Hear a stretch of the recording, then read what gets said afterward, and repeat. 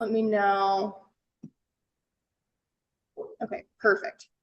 All right, awesome. Okay, go ahead. I turn things over to you.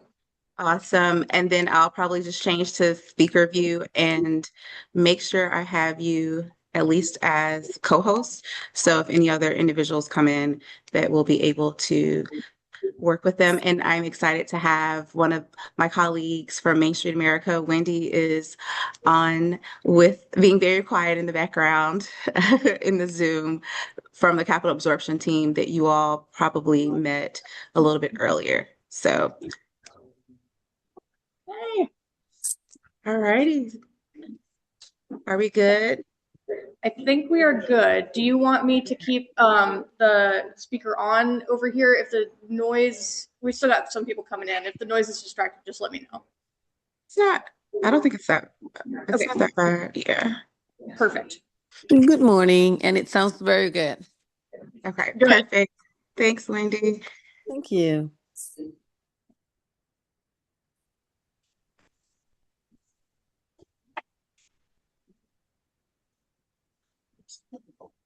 I have triple screens going on here, so I want to make sure everything is perfect. So, good morning, everyone. My name is Chandra Tuttleton. I am a program officer and have the amazing opportunity to work with you all today on transformation strategies. Apologies in advance. Apparently, Kathy, who's over our programs and has been with Main Street for 35 years, says that I like to bring the weather, apparently. And I've been with Main Street for almost a year, and apparently I am the person that brings the rain, the snow, the cold, but hopefully the sun as well in an early spring. So I'll reschedule my in-person that we have slated for February 21st, but today we'll be doing our introduction focus groups, and then tomorrow there'll be open hours to have additional conversations. Please feel free to have anything in the chat that you have thoughts around, ideas around, use the chat for that. You can also pause me during the presentation if you have any questions, if you need any clarification. And also feel free, if you think about some things a little bit later on, to share them with myself, with Mandy, with Molly, with whoever you feel comfortable with. And then you can send it to me or they can send it to me, and I'll provide my email as well, so that this is not just a full one-way conversation. This is a collective conversation around what you all would like to see specifically for 11th Street within the next 3 to 5 years, and is utilizing the Main Street framework. Before I start and explain a little bit about what the Main Street framework is, I know there's some individuals in the room and on the chat. I'm going to have the individuals in the room introduce themselves first, and then those on the chat to introduce themselves. I feel like my mouse is getting away with me. I'm like, okay, mouse, come back. This is interesting. This may be a new technical glitch. Okay. But essentially, hold on, I'm going to take it off of share as I repopulate that. But if you can, just tell me who you are, also what brings you to this work, and then why are you so passionate about 11th Street? Okay. Uh, Hey, Chandra, this is Kelvin Whitehurst. I'm off to the side here. You can probably see my hand there. I work for Virginia Main Street. I've been working with Virginia Main Street for the past year, but really enjoy this work. I also have a soft spot for Roanoke as well, as this was a place that housed me for about a year right before the pandemic, and then I moved home. So, I'm just excited to see how this organization has grown so far. I see a lot of potential here, and love being a part of this work. So, I'm going to pass it to my right. Good morning to each of you. My name is Dwight Green. I am representative of the Holiness Tabernacle Church of God in Christ, which is in this neighborhood. And we have a vested interest in the revitalization of this area and cooperation with the neighbors and businesses in this particular vicinity. Karen Phyllis, a lifelong Roanoker. I've been here most of my life, and I guess I'm passionate about Roanoke as a whole. And I was invited in to be a part of this group because I am the executive director of a nonprofit in one of the other neighborhoods that is considering this process down the road, and to help them begin, they, I guess, wanted some eyes on this process. So I really, all my life in Roanoke, have spent very little time on 11th Street, just kind of drove through, and this is so exciting to be able to get to know 11th Street better and to feel like it's truly a part of my city and that I'm a part of it. And so I'm really enjoying getting to know more about this neighborhood. Hi guys, I'm Austin. I am the director of brand engagement for the Collective, which is the building that we're in right now. I actually grew up in Roanoke. I moved away for college and I came back home. And so connecting with this business, one, has sentimental value to me because my church is like right down the road. But two, just I would say coming on this street for like 2 years and like also hearing the visions of other people on the street and what they like to see and go. That's important to me to kind of be a part of this process and also be able to not only like advocate for like the youth perspective, but also be a part of just like kind of the movement that and what this area means to Roanoke. I'm Catherine Gray, principal planner with the city of Roanoke, and I've worked with people on 11th Street for years, over a decade now. And 11th Street and the redevelopment of it is something that people have been passionate about for a long time.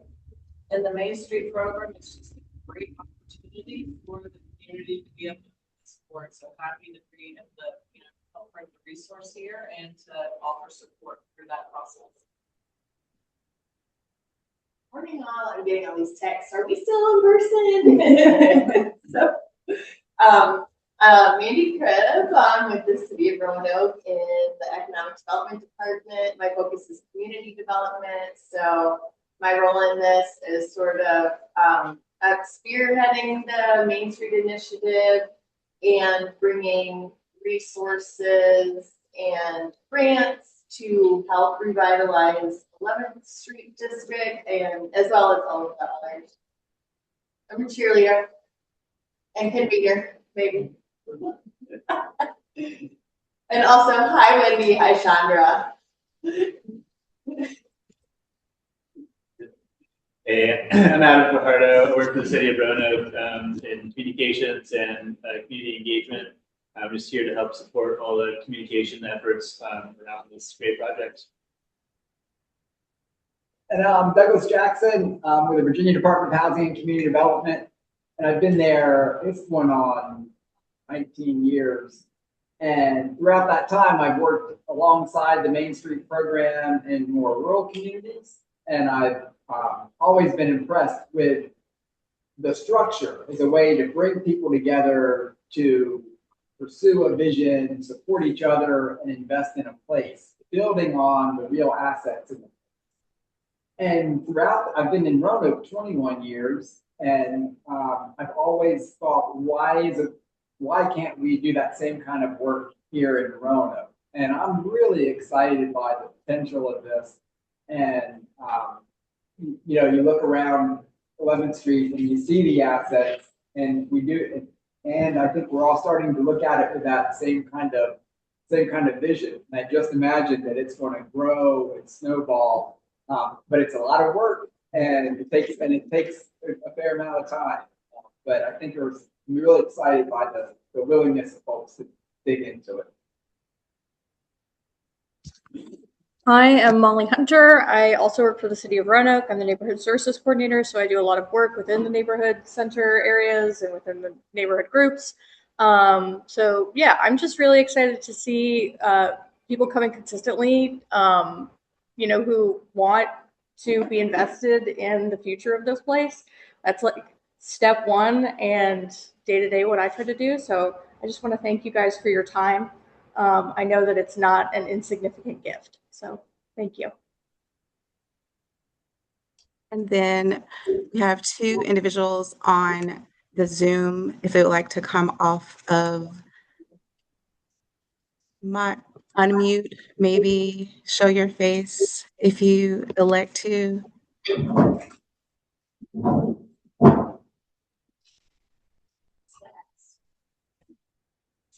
Miss Darlene, I saw you come off of mute. So can you hear me? I'm really good at Yes, this Zoom thing. I can hear you. Good. So my name is Darlene Lewis, and I am the executive director of the Hope Center, which is directly across the street from where you guys are. I've been in the neighborhood. I actually grew up in the neighborhood. Too long to tell you all about it. But I'm back in the neighborhood I think, for a reason. And my part in joining in this Pacific Main Street is that I want to make sure that the people in the community are being heard. I want to make sure that I'm causing the people in the neighborhood to come back to establish the things that were lost to them, so that they can once again feel a part of, they can feel like they're no longer lost in their own neighborhood. I want to make sure that the community feels free enough to come out to participate in a thriving community again. And so these are my reasons for actually being a part of this Main Street. I'm looking forward to us doing seriously something for the community. Thank you. And then Wendy, do you want to do a quick intro? Sure. Hi, my name is Wendy. I work for Main Street America, and I've been visiting Virginia and actually Roanoke twice, and I love the corridor and I love the community. I love the how the engagement of everybody over there is like in point, and I'm helping the community working on their on their capital absorption project that Main Street is working on. And I'm very excited about the group and everything that is coming up with Roanoke. You guys have done a lot of things, and now you're gonna rock it. Thanks. Wish you were here in person, Wendy. I know, but I'm in Florida right now, so I'm here. And actually, I was telling Chandra, I'm so glad that this could be virtually so I can be present. I'm going to be in and out because I have other meetings, but I'm definitely into it. And I love you guys. Thanks. Thank you for being in Florida right now. No, I won't.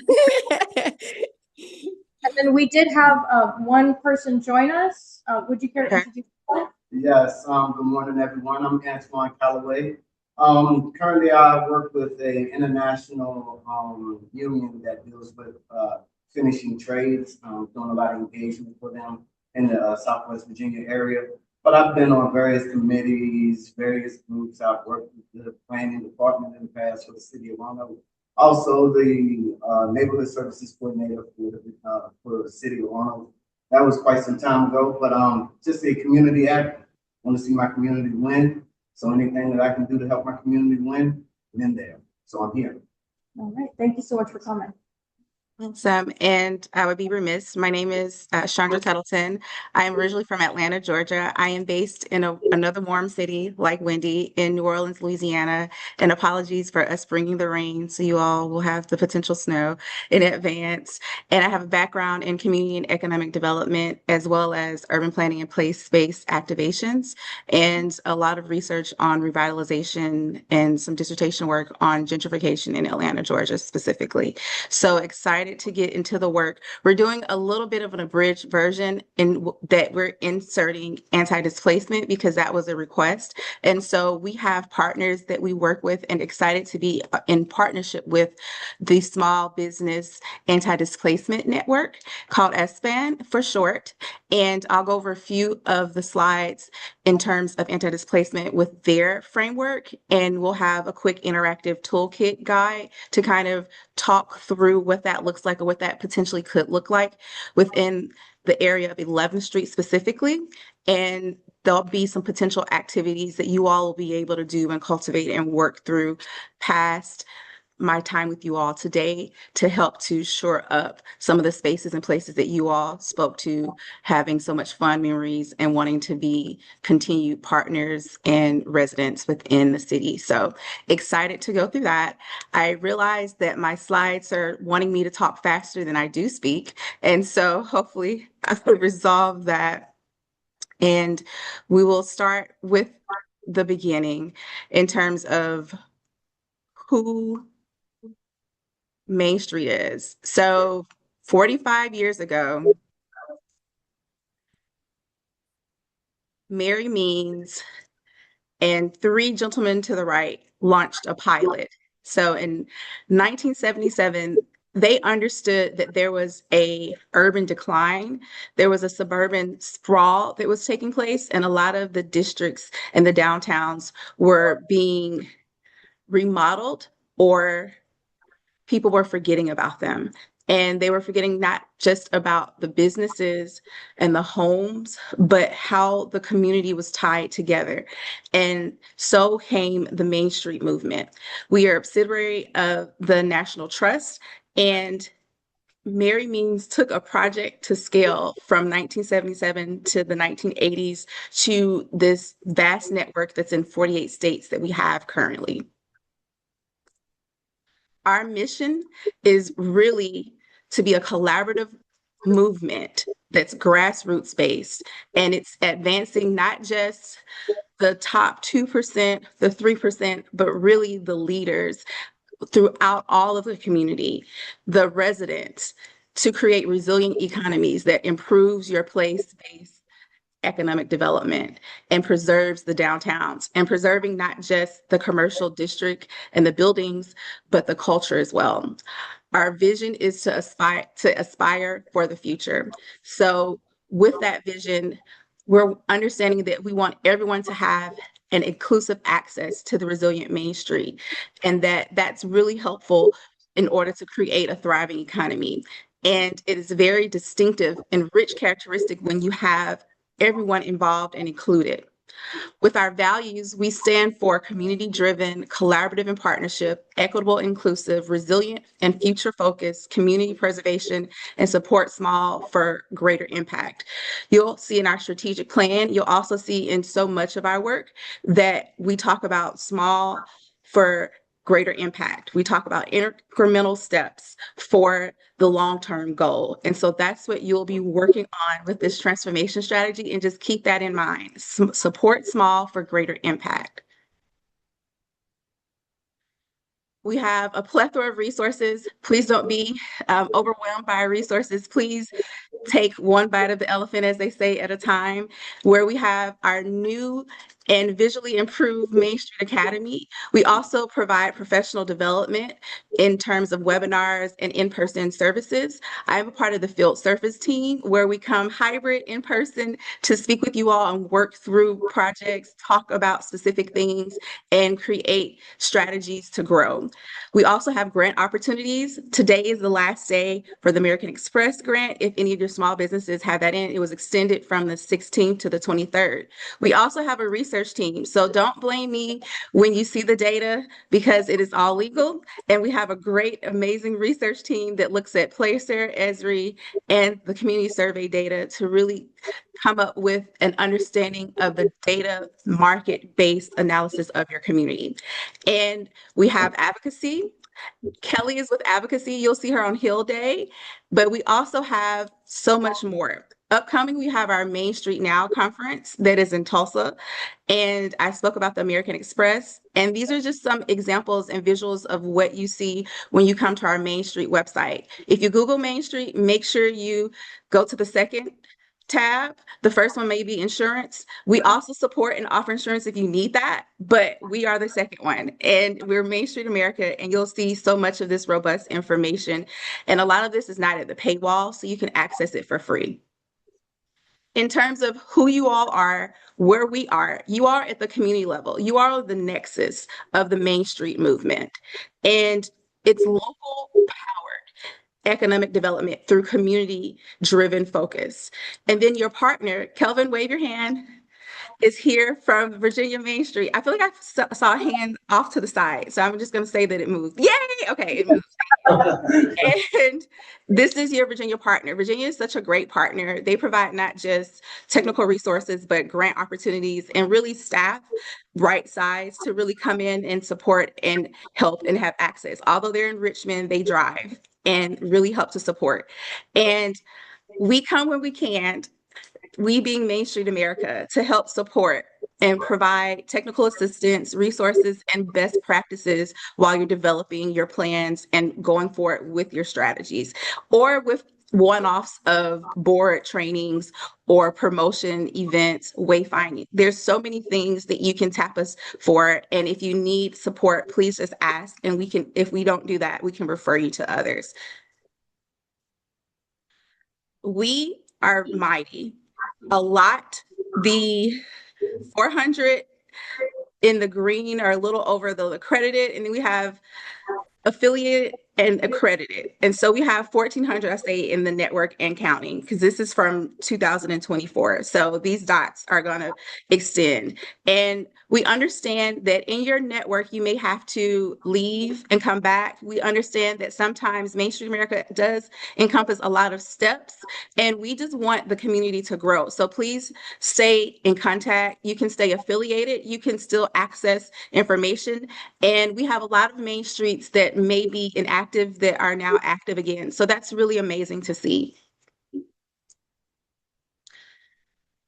We do a lot. So these are the 2024 collective impact stats.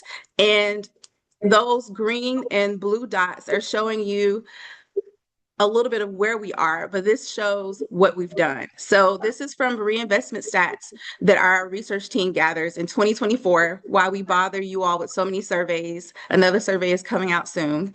But we have over 7.6 billion reinvestment dollars in these Main Street communities, over 6,000 net new businesses, over 33,000, net gain in jobs, over 10,000 buildings rehabilitated.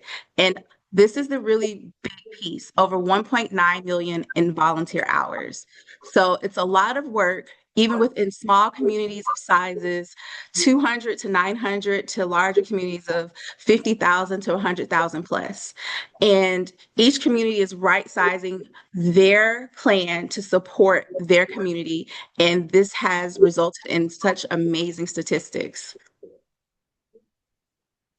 So in order to get to some of the work, you have to have a framework of what Main Street America is. I'm excited to hear that some people are extremely familiar with Main Street America and work with Main Street America for decades, but we have a framework that is essentially similar to other frameworks, but very specific for Main Street. So you may hear we say revitalization. Some people may say economic growth stats. Some people may say attraction and retention. Different language for trying to lift up the economy. Hi to the new person in the room. I think there's a wave. Welcome, everyone. And Molly can put your info in the chat. So I'll have your name and Kelvin will have your name, and we'll make sure we have you introduce yourself when we have a pause. But we're just going through what Main Street America is, who we are. My name is Chandra Tettleton. I'm a program officer with Field Services, and really just talking about the impact from over 45 years of a pilot program to help support small downtown communities and even larger communities that had effects due to the urban decline that oftentimes have cyclical effects similar to that pattern. And how can we create a comprehensive model to support growth within every community? And today we're speaking of 11th Street. So the 4 points for the setup for success. This is a model that you see often. People say the visuals. So Main Street America wants you to highlight the design, which creates a sense of place. And this is inviting an inclusive atmosphere. It's celebrating your unique history, your characteristics, but you're also fostering this space where people feel centered in your public spaces and they want to stay. We also support our 4-point approach through promotion. So this is the sense of community, and this is your distinctive assets, what you all have. In New Orleans, a lot of what we have isn't tangible, and I love the fact that the people, the culture, I'm in the middle of Mardi Gras season, and I have feathers that I'm allergic to all over my house.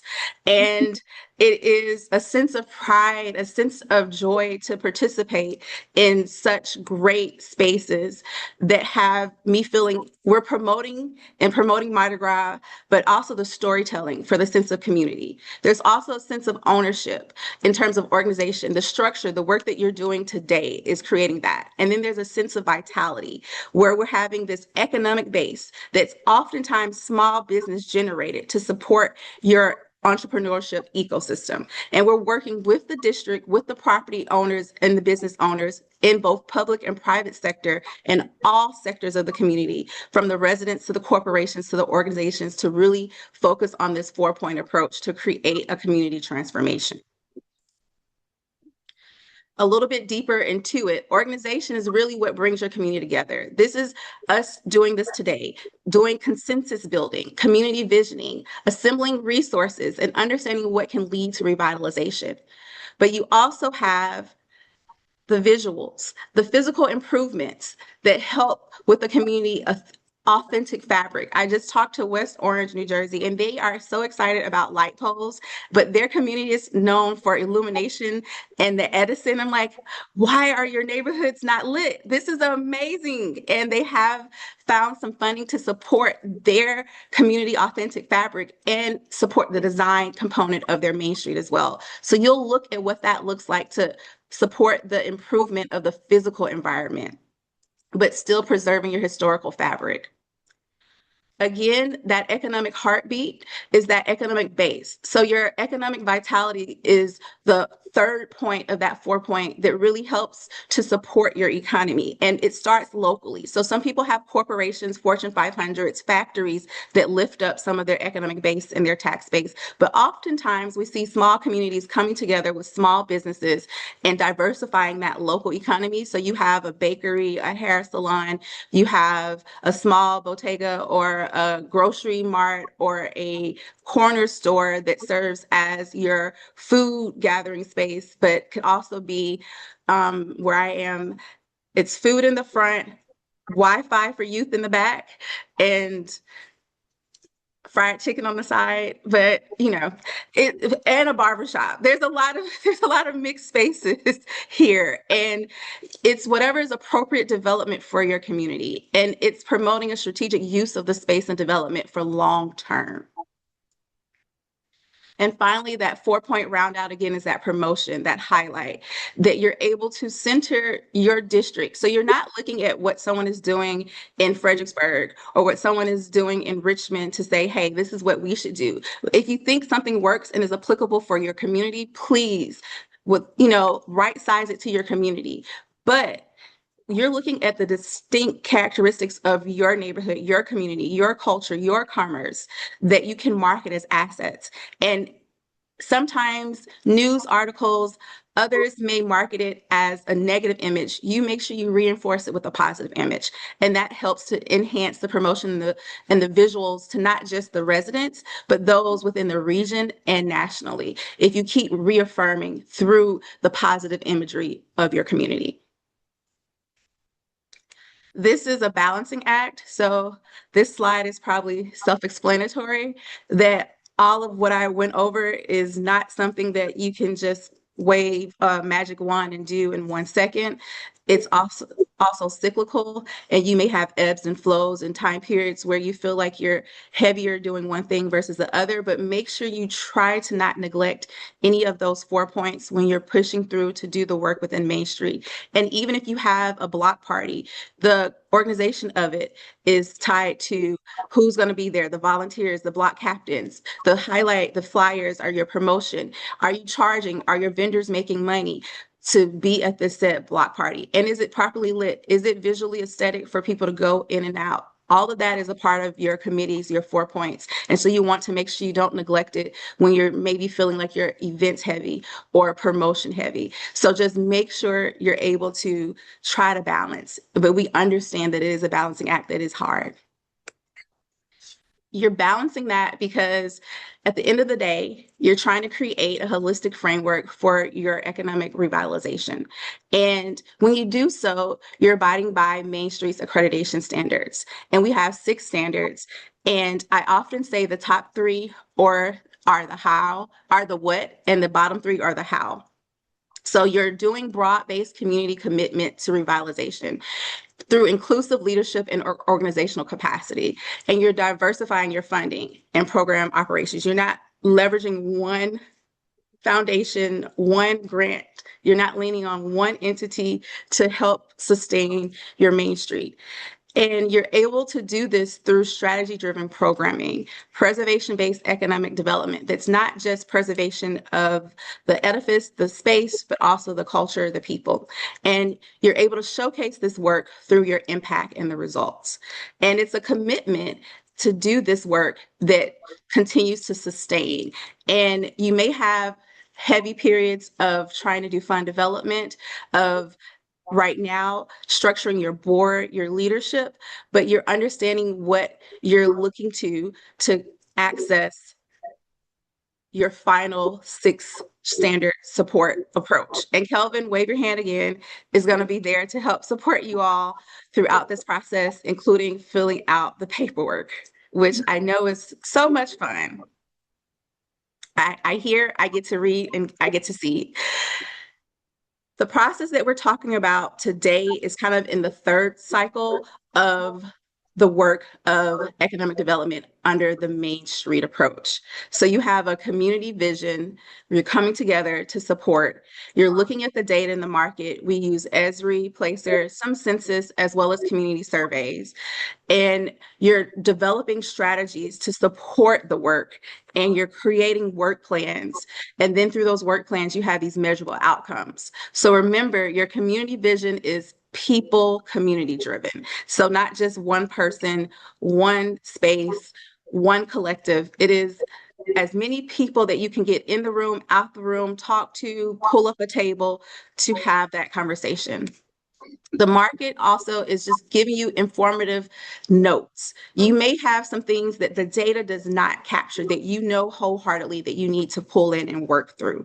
But the market gives you just information without bias.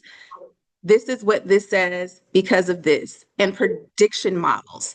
If you have this, then you have this. It's a formula. So if you think the formula is something that doesn't quite capture your whole story, go back to your community vision, go back to your focus, because you're going to combine all of that for the transformation strategies, which is that strategy-driven component, where it's not just the data, but the individuals that make the transformation strategy.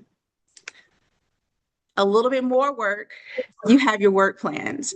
And this is the action items to you've been talking, you've been meeting, you've been reading data and feeling like you're in school again, and you've been strategizing and getting people to move at the speed of trust and to get these strategies to then have an action-oriented plan. And at the end of the day, you're able to show people this is what we did, this is the outcome, these are our measures, these are what we would call key performance indicators or metrics that show what you've done. You can talk to vendors, you can talk to the city, you can talk to national foundations, you can write it in a grant, you can speak to the work that you did, similar to our graphic from the reinvestment stats that showed over $1 billion reinvested into Main Street communities. You're able to demonstrate the results. For the transformation strategy approach that we'll be going through today, we have a framework where it's technically two types of strategies, but again, we're going to cultivate and have that conversation and determine what works for 11th Street. So it's either consumer-based or product-based.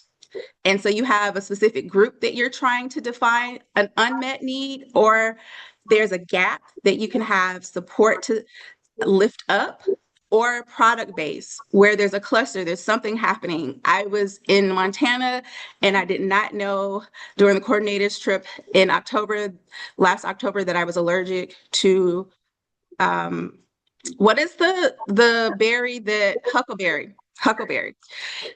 I was loving the huckleberry tea. They gave me so much, from the jam to the tea. I was just drinking it so much. And then I was like, why do I have a film on my tongue? What is happening? And I realized, oh goodness, I am allergic to, I've never had it. And so, but I appreciate in Billings all the way to Red Lodge that the whole state was really bought in to Huckleberry, and they use that product to lift up their local economy. I left the tea with my family when I went home for Christmas because they're not allergic, but they really leaned into that product. So these are some examples of some of our core consumer-based strategies that oftentimes some of our main streets have leaned into. You may have a plethora of college students that just wander aimlessly on your street with nothing to do. I feel like that's how some of these iconic coffee shops are continue to be in business, where I am near Tulane University. But you're able to pull in and say, oh, they don't only just need coffee and a place to study, maybe they need groceries, maybe they need something to do on the weekends during the day. Maybe you have college hours, percents off for students. So that could be a potential consumer. Some people may work downtown and actively need somewhere to eat, somewhere to get away from work Monday through Friday. And that could be your consumer-based strategy that you lean into. But you could have your own unique consumer-based strategy. There may be art lovers that are always looking, or in Vermont, the leafers are a whole consumer base that people come in the fall for the leaves. So you can build a semi-tourist strategy around those leafers. And but they've also expanded their trails for their green tourism. And that's an example of consumer-based strategy. You also have a product. So I spoke around arts. I've heard about a jerk chicken place that I was supposed to eat at, but didn't get to. If you are known for food, for health and wellness, if professional service, you can also create a product-based strategy around that. And it doesn't have to be this huge 10 block strategy. It can really start with cultivating one block, one already there existing community or entity or business that you've gotten so much press about or highlighted and see a need to grow. So these are two of the examples of product-based strategies. Oftentimes, I'm going to just defer to, from Atlanta, Georgia, people would come on Sweet Auburn for the history. And the historical tourism is also a side, but they also would come for the nightlife. And so you have different product-based strategies. And in New Orleans, they're coming from the festivals and for the food. And their strategies and tourism committees work towards that, but Main Streets also leverage those strategies as well. So before we go to the next section, I just want to pause and make sure we don't have any questions. And I know some other victory detailing came in, so welcome. Do we want to just let the people that joined us after we did our little rounds just say hello really quick? Sure. We go. Ready? Helen Romance. Alan, Helen, Antoine. Yes. I did introduce myself briefly. That's fine. And then and AJ.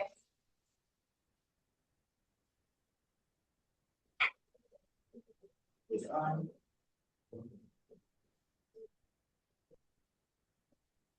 Oh. Anyway. Oh, he's got his kid. Yeah, got the little one. We're gonna come visit at lunch. Yeah. Say hello. Thanks. All right, thank you, Wendy. I'm like, we will figure out technology one way or another. So we're gonna go. There you go.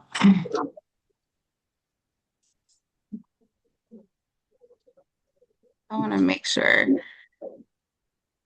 Okay. Wendy, give me a thumbs up. Is that good?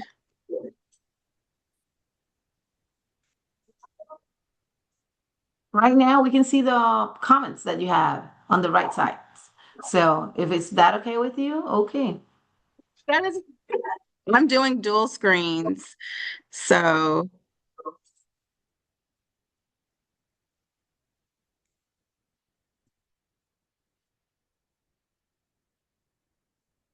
okay.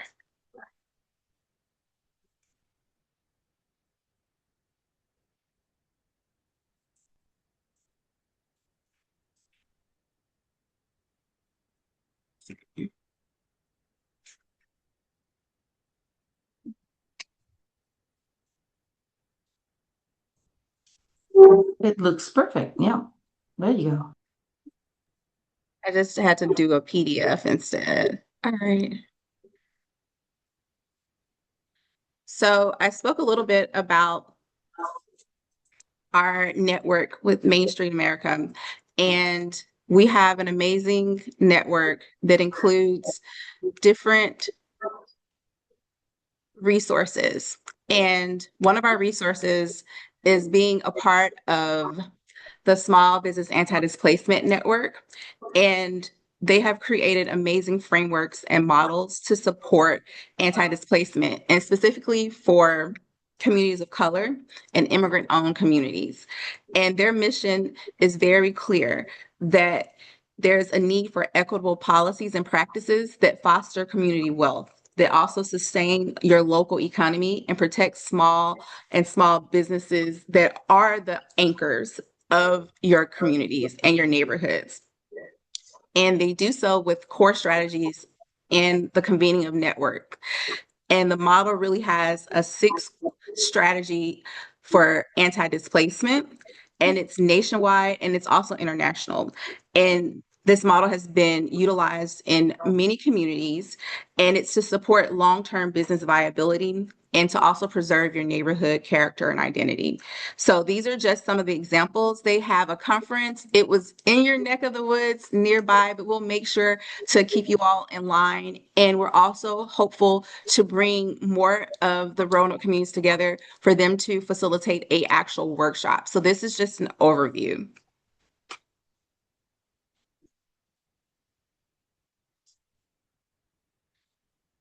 So they're looking at displacement through the lens of gentrification.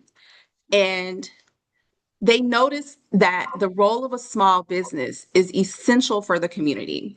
And it's essential to not just create jobs, but to support the local economy. And it's also your social network or your social cohesion. For Main Street America, we often call that your third place.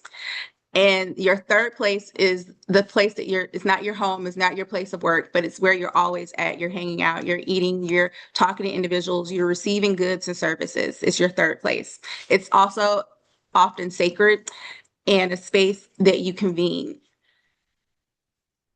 They noticed that gentrification often impacts small businesses and increases not only the rent, but property taxes, and can also shift your customer base.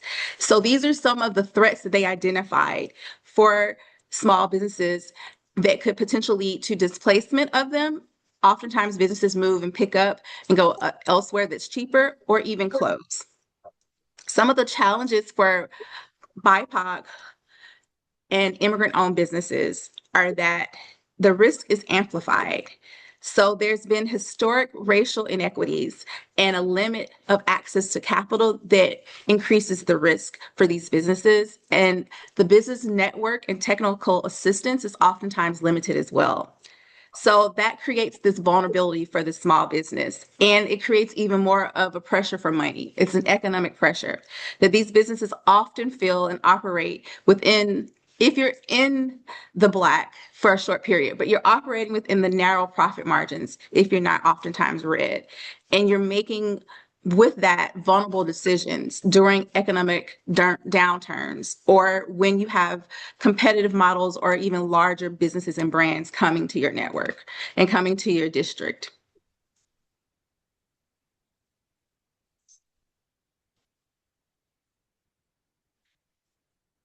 There's also highlights within SBAN around the positiveness of supporting local, supporting BIPOC, supporting immigrant-based businesses.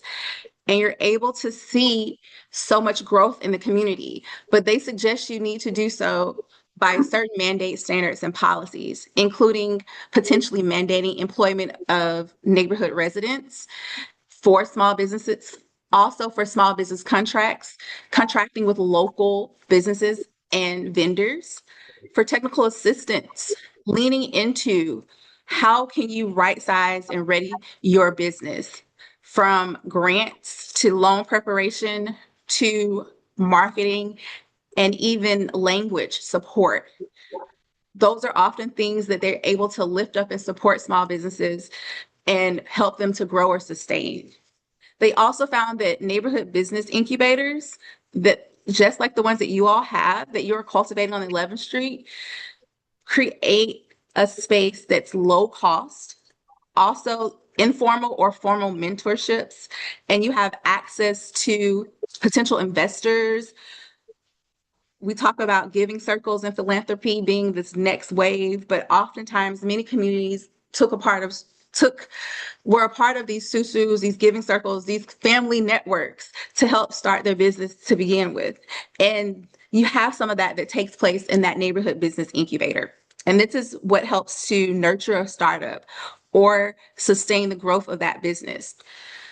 When talking about some of the larger price points and disruption to businesses, SBAN also looks at how you can mitigate revenue loss through redevelopment and looking at what type of loans you're taking out, the forgivable versus unforgivable, seeking legal aid, because oftentimes paperwork and hiring those to help support some of this is costly, and also marketing support. So how do you try to disrupt the bleed and lean into incubators, technical assistance within the community, and formal or informal mentorship to support?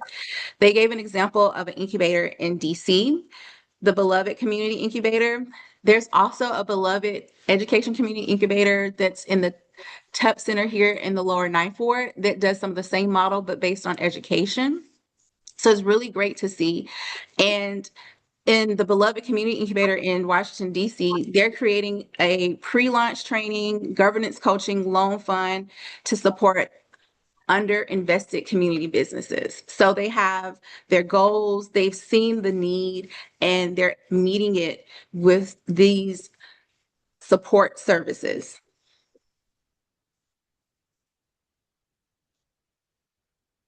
There's also the advocacy side. I spoke a little bit about Main Street America having Hill Day the 1st through the 3rd of February in DC, where some of these conversations will be taking place by not just members of the trust, but also different coordinators and Main Street executive directors throughout our network, with Kelly, who's leading the policy initiatives. Because we see that sometimes small business districts are lifted up financially through property tax abatements that reduce or eliminate property taxes.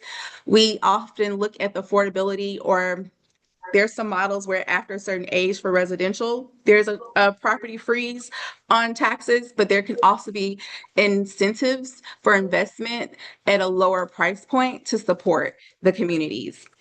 Some of our districts are funded through TIFs, or tax increment financing, that you may have a business improvement district that gets some taxes from the business. You may have a tax improvement fund that has taxes for those within the area that provides revenue. And some of that revenue can go back to your Main Street, but we've seen some examples where it has gone to support affordable housing and small business support.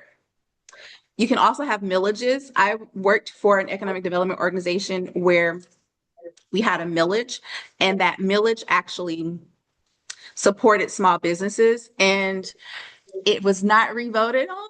It did not pass the vote after 2021, but we were able to pour into small businesses, fund some startup support through that dollars, but understanding that some of this may not be finite, and then you would need to have a fund stack to really support your work. You also have new market tax credits, real estate transfers, and Portland has the neighborhood TIF, where it's a community-centered TIF that dedicates 45% of their funds to affordable housing and the remainder to business support and property acquisition. So you have some leverage in the taxing to lift up your communities as well. But you want to be sensitive of who you're taxing, how you're taxing, and how people come to agreement on that, because it is a very sensitive topic. And some people are at the max of their taxes right now.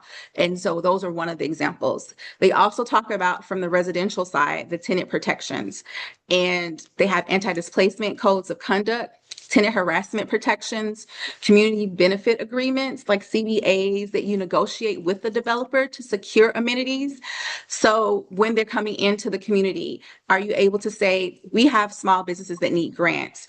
We're leaning into you hiring a certain percentage of locals and providing the technical assistance or even the training over an apprenticeship for a year or so to support the hiring of locals. Sometimes organizations will ask for a one-time lump sum, but if you're able to look at the sustainable model and ask for things to support your community long-term, what does that look like? Does that look like an increase in jobs, in training, or grants? And you all right-size that for your community. An example that SBAN gives is the New York City Commercial Rent Stabilization Act. I think we're really familiar with that. There's a lot of conversation around so much of that right now with change of administrations. And this is just helping to control rent increases. And it's not just for the residential side. This is also looking at the small commercial properties under a certain size. So I think that's a great example of ways to keep your businesses that were your anchors, your long-term businesses in the community. Outside of your business itself having its own succession plan and thinking around the steps for the next generation to come. There's also models that SBAN speaks about in terms of community ownership. So the roles of community are vast and never stop, sometimes it seems. But community ownership models help to create this long-term wealth building for residents and businesses, because you're controlling your real estate by who is on the block, the commercial spaces, and you have a community invested interest. Sometimes you see community investment trusts and acquisition funds. Sometimes you see land trusts or commercial cooperatives that allow businesses and residents to collectively own and govern properties. There's an example in Los Angeles from CORE, that has a partnership with acquiring commercial buildings to house 21 small businesses, and they're securing affordable spaces for the businesses. Also, when you're looking at this model, we had a community model locally here in New Orleans where Habitat for Humanity took on the land, and they were able to have a set low rate of about 300. They found themselves in financial need and had to remove some of their properties, and it ended up being a space where a developer came in, well, an investor came in, and they were able to take on the ownership of those set properties, but they increased the amount by roughly $700.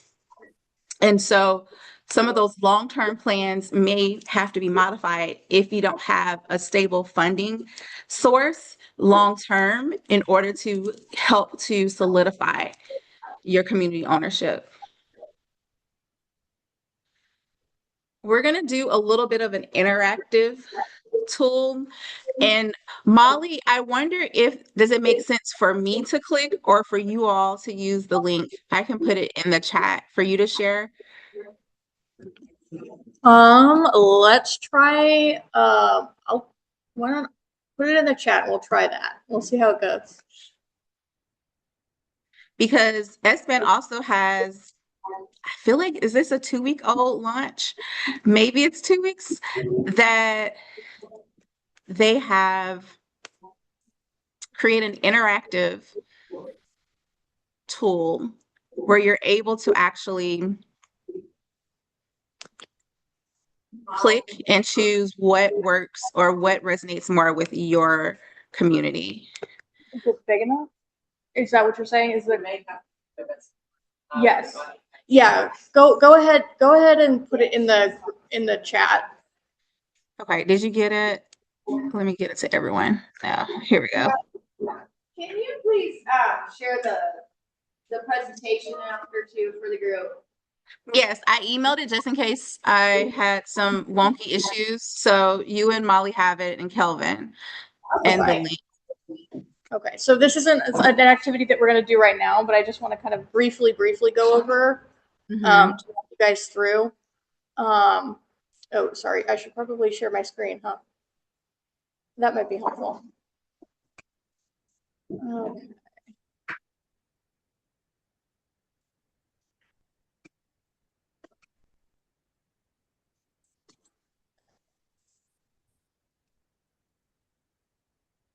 All right. Okay, so can everybody see my screen? Okay. This is the interactive toolkit, and we'll send it out. I like this a lot. This is the first time I'm looking at this. I'm just trying to. Okay. Okay, that'll be of interest.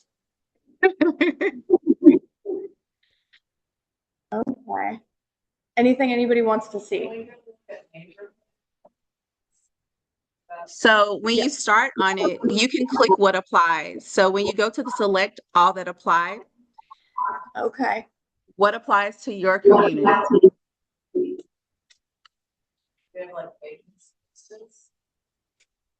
Yeah.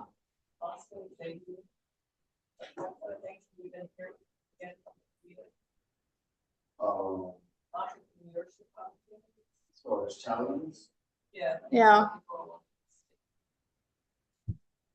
We'll say we know that one's one. On the survey results, talking about like the like state of the buildings and repairs. Yeah. It's not like they're ready for their new businesses to go. Yeah. So that was one that was kind of. So the survey results are out. No, we've just been kind of. We'll do like a brief overview here too. Gathering that. Chandra's asked for updates, have full information as it comes in, and we can share the latest results, like where it's at. I haven't been able to pull the most recent, but they're over there, like 160 results. Right. So this is, they just launched the interactive. Usually there was just a toolkit that you went through every single one and you assessed what worked for you. But in this interactive link, you're able to ping and say, maybe these three apply for our 11th Street, maybe these three apply for our Melrose community, maybe these, and so you're able to be very specific and intentional, and they have examples of different districts that have gone through some of the work. And then our hope is to have an S-band workshop for all of the districts within Roanoke, but understanding that you're going to lean into maybe one particular or two particular things that really resonate with your corridor. And that's why I appreciate the interactive side of it, where you can click and say, these are things that are taking place here. This is what this looks like, and go from there and right size it for your community. I gotcha. Okay. Heck yeah. So this is something folks can take a look at, I guess, on their own time, that we'll send out and we'll share. But again, like my hope, and I'm only speaking for myself, my hope is that what you guys get out of this is that there are tools out there are strategies out there to help prevent the kind of displacement concerns that we've heard before. That you want these areas, when they're developed, to be able to serve the community that is already here, and that people don't want to get like pushed out of these spaces, right? Residents don't, the businesses, Darlene, Xavier, that have, made this place what it is right now, need to stay here. These are strategies to help make sure that happens. So I would really encourage you guys to look into this. This is something that I'm really excited about, and share it with anybody else, to help give some of the power back to you guys. I want you to feel like you're in control of what happens here. Yeah. I wanted to know if with economic development's involvement in probably the majority of the development that will take place, are the contractors and developers, do they have to abide by the same thing? Do they have to? Okay. Do they have to follow those same practices? Because it's one thing for the organizations to understand it, but if we're just like, do the developers and the contractors that are coming in, do they have to follow the same thing? Are they held at the same practice? Are they held at the same standard? So Xavier's question, just in case, I don't know, were you guys able to hear him? Yes. Okay. Yeah. I think it depends on how it's set up from the beginning. So that's something that the Main Street group we work with, Yes. options that they set up and how they do that together. Like for like a quick example, right, is if you guys were to, we'll say imaginary community, because I don't know what Virginia is a Dillon's Rule state, which complicates things. Sometimes there are strategies in other, Dillon's Rule means that the locality, the city of Roanoke, can only put into law what the state code specifically allows. So if the state code doesn't specifically say you can, create, you can have a TIF. The state code doesn't say that cities can do that, then we can't do that. So that can limit some of our, but with that caveat, imaginary community, let's say, that you guys were to form, a community investment fund, right? And then you guys would have the ability to say, okay, we are going to make sure that this building, is purchased, and then when it's sold, we're going to, using our fund, we're going to make sure that it is sold to somebody that we think is appropriate for this place. I think we've seen a little bit of, but not by regulation. We Yeah. saw John Garland buy this building to do it, but was interested in moving. Yes. There was, that simultaneous meeting of the minds. Yeah. So some of it can be regulation, but a lot of it also is like making sure that we have the right people at the table. Yeah. Does that make sense? And the goal is for them, if there is money, to be managed eventually by some entity in the neighborhood. Yes. So then if the neighborhood is saying, we will help financially support your facade if you hire from within, target your business to our community, then that's how they set their up. Yes. So I mean, I was looking at that on that page and I was Yeah. thinking, it's great, hire from within. But if it's being managed, that's one thing for the city to say, but it's another Yes. thing for whoever is handling the money to say it. Yes, which is why Right. it comes back to the stuff that I was saying, like last week, the week before that, at the community conversation. It's really important for this core group here of you guys to be strong, because if you aren't strong, and again, it comes back to what you were saying too, like, if we're not strong and united in purpose and we don't have consensus, then it will be easier for anybody who comes from the outside of the community who may want to exploit, oh, it's cheap to buy over here and I'm gonna do whatever I want.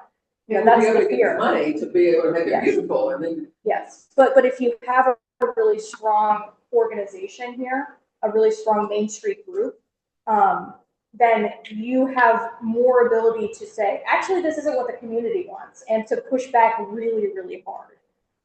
It also, if you guys, get really, really strong, you can then go to city council and say things like, well, here's what's allowed under state statute. We want you to put these things into practice. Yeah, because that. Advocacy side, Molly, and I think just to be specific and not to put the onus on just this group and community, if you all have, you start with the framework that you all have, and I want Kelvin to kind of talk to some other examples of that's specific to, your state, because I've seen in Miami, there's a main street that is on their 6th CDFI, and they are purchasing the buildings of space, developing, using that kind of land trust model, but also CDFIs to grow their local community in Okalaka and in a few others. So you're able to see the work done. They're spearheading it. They also have a stake in terms of the land and ownership, which also grants them the ability to say who should be in the space, how the space can be. You don't want to gatekeep, but you also, if you have 12 convenience stores or 20 hair salons on one block, maybe you need this. And that building can support that model in a mixed framework because they have part ownership in it. But they're also looking at the numbers and seeing what is right side. So I think you can also, if it's not a TIF, lean into land trust and you already have ownership of co-working spaces as a model that you all are leveraging currently, that you're able to lean into the regulatory side more than if you were just a tenant that is doing advocacy, but you can also still advocate for certain types. So I've worked with communities that advocated for moratoriums on different types of businesses, from Dollar Tree, Dollar Generals, tire shops, and hair salons, because they did study analysis and it took longer, but they were able to advocate for a moratorium for that space. I know I saw a hand up, and then Kelvin, can you give an example after? Kelvin is in another room on a different call. Okay, we'll get Kelvin later, but yeah. The CDFI that you're mentioning, is that something that is created within this community or existing CDFIs provide? It was created. It is created as a part of this framework. Mm-hmm. And they were in some of our main streets. We stumble upon people that want to be a part of a main street that already have maybe a plan. I'm on the advisory committee of a main street in New Orleans that is looking to create a CDFI currently. And they are working through those next steps, but they are a main street. And they were looking at how do they leverage they're also one of the most Black businesses in New Orleans on Bayou Road is where they also have support, where they're managing, and they also have some individuals that own the property that are getting older. So they have this succession planning and the CDFI goal, but they also have leverage of they own property. And they had a plan years ago where they were able to leverage and own a space that now houses a Whole Foods. And they just so they had some liquid so they can make that dream come true. So I want to be clear on like how the steps happen. Yes. It happens differently for different communities and how they leverage it in the assets. But oftentimes some you do see create the CDFI as of a need which is the group in New Orleans and in Miami, but they were already existing Main Street. Yeah. So part of the, our Main Street Mosaic group is, Widow Action for Progress, who is a CDFI. That you could already partner with, that they're already do that. So I guess my, because I don't want to get stuck here forever, although I could easily. We've got more stuff that we've got to move Yeah, through. that's But just things that you do the conversation for at a later time. And I'll go back to sharing my screen so we can go over some of the community survey data.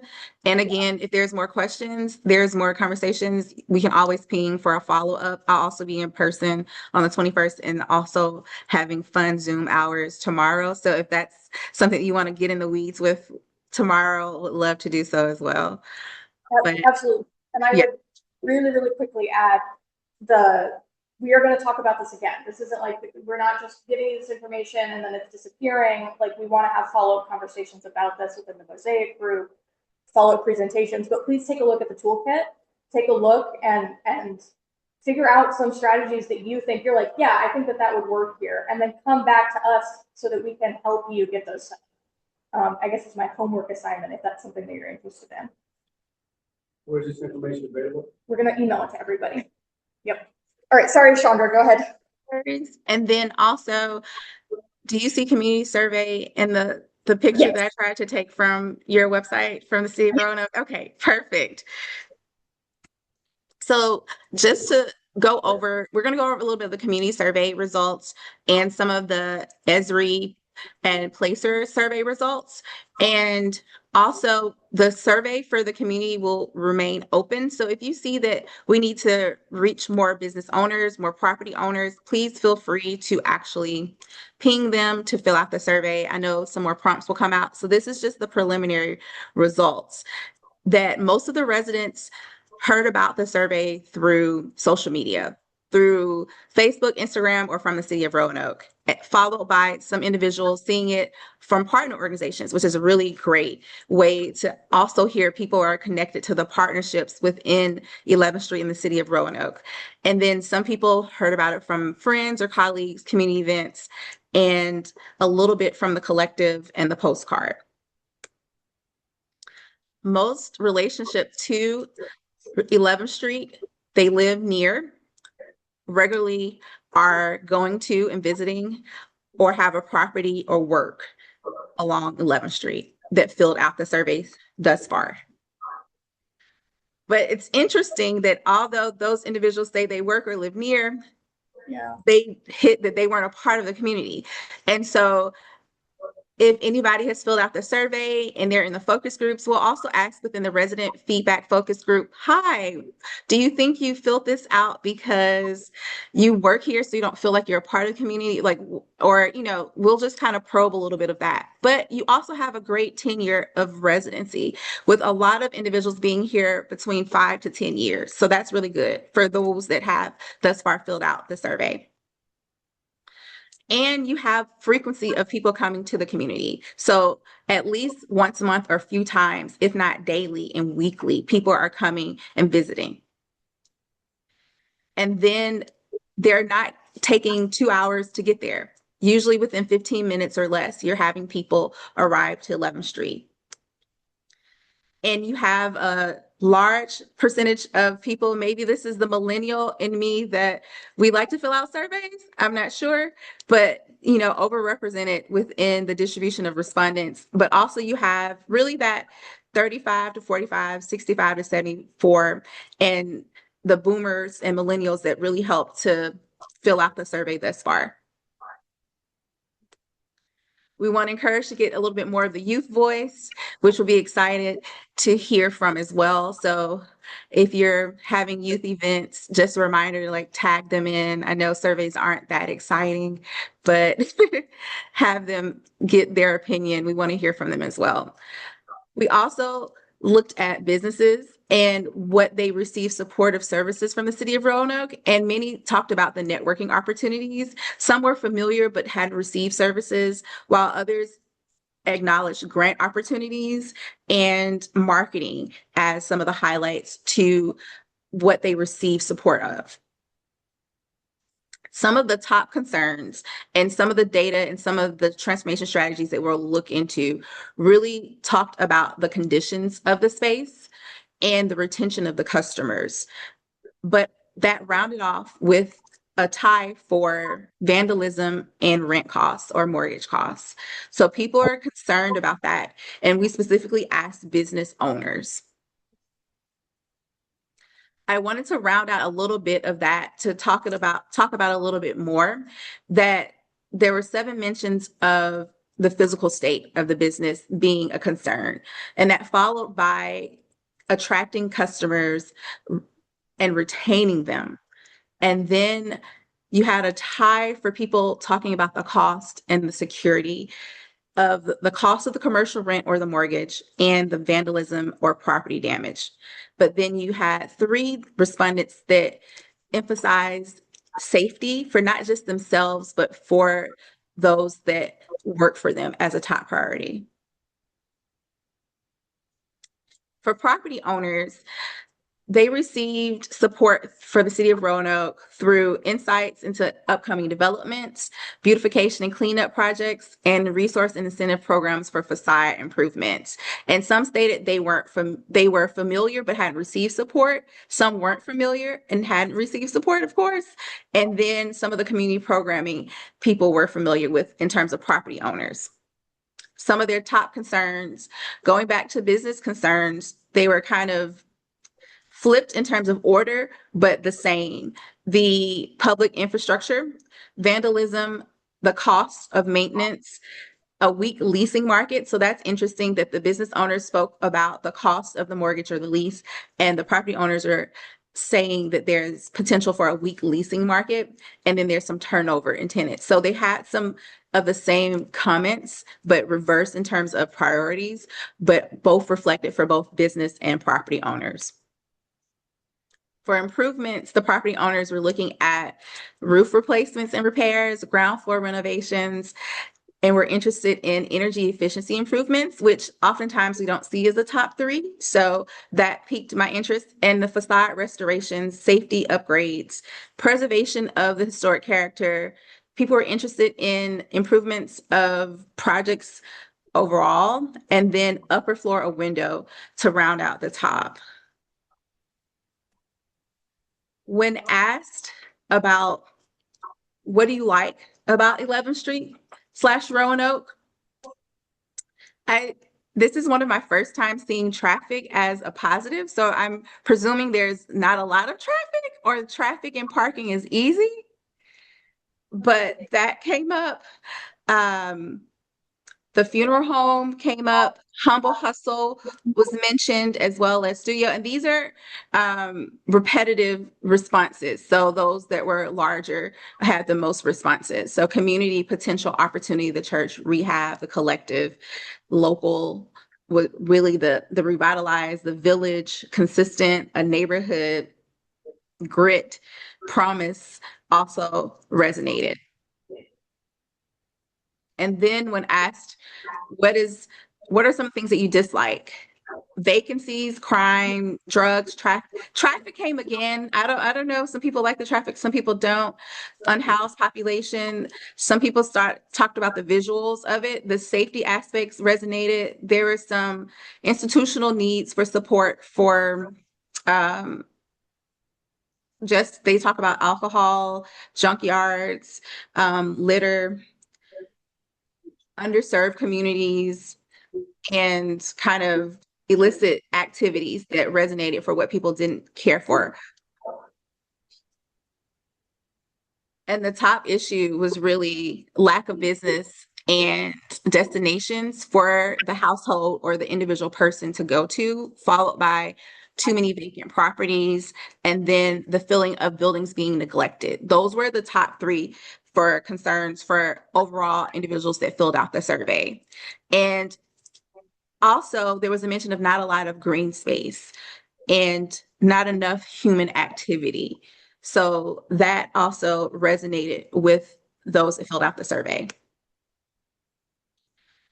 Breaking that down a little bit more, there was a conversation in terms of the likes and dislikes, what people were wanting to see, what exists, that there's a potential lack of businesses or destinations that cater to a specific household or lifestyle. So there is this business mix or mismatch, or I would say a business opportunity, in that you have space for more things, because there's also high vacancy rates that were listed. And I'm happy that Wendy and Luke just joined us from the capital absorption team, can speak a little bit about that in terms of how you all are activating that. But there was a highlight from the business, the property owners, and the residents that talked about the prevalence of vacant storefronts. And this also talks to or speaks to the building neglect and blight that was highlighted. So a lot of respondents talked about the urgent need for rehab of these neglected buildings.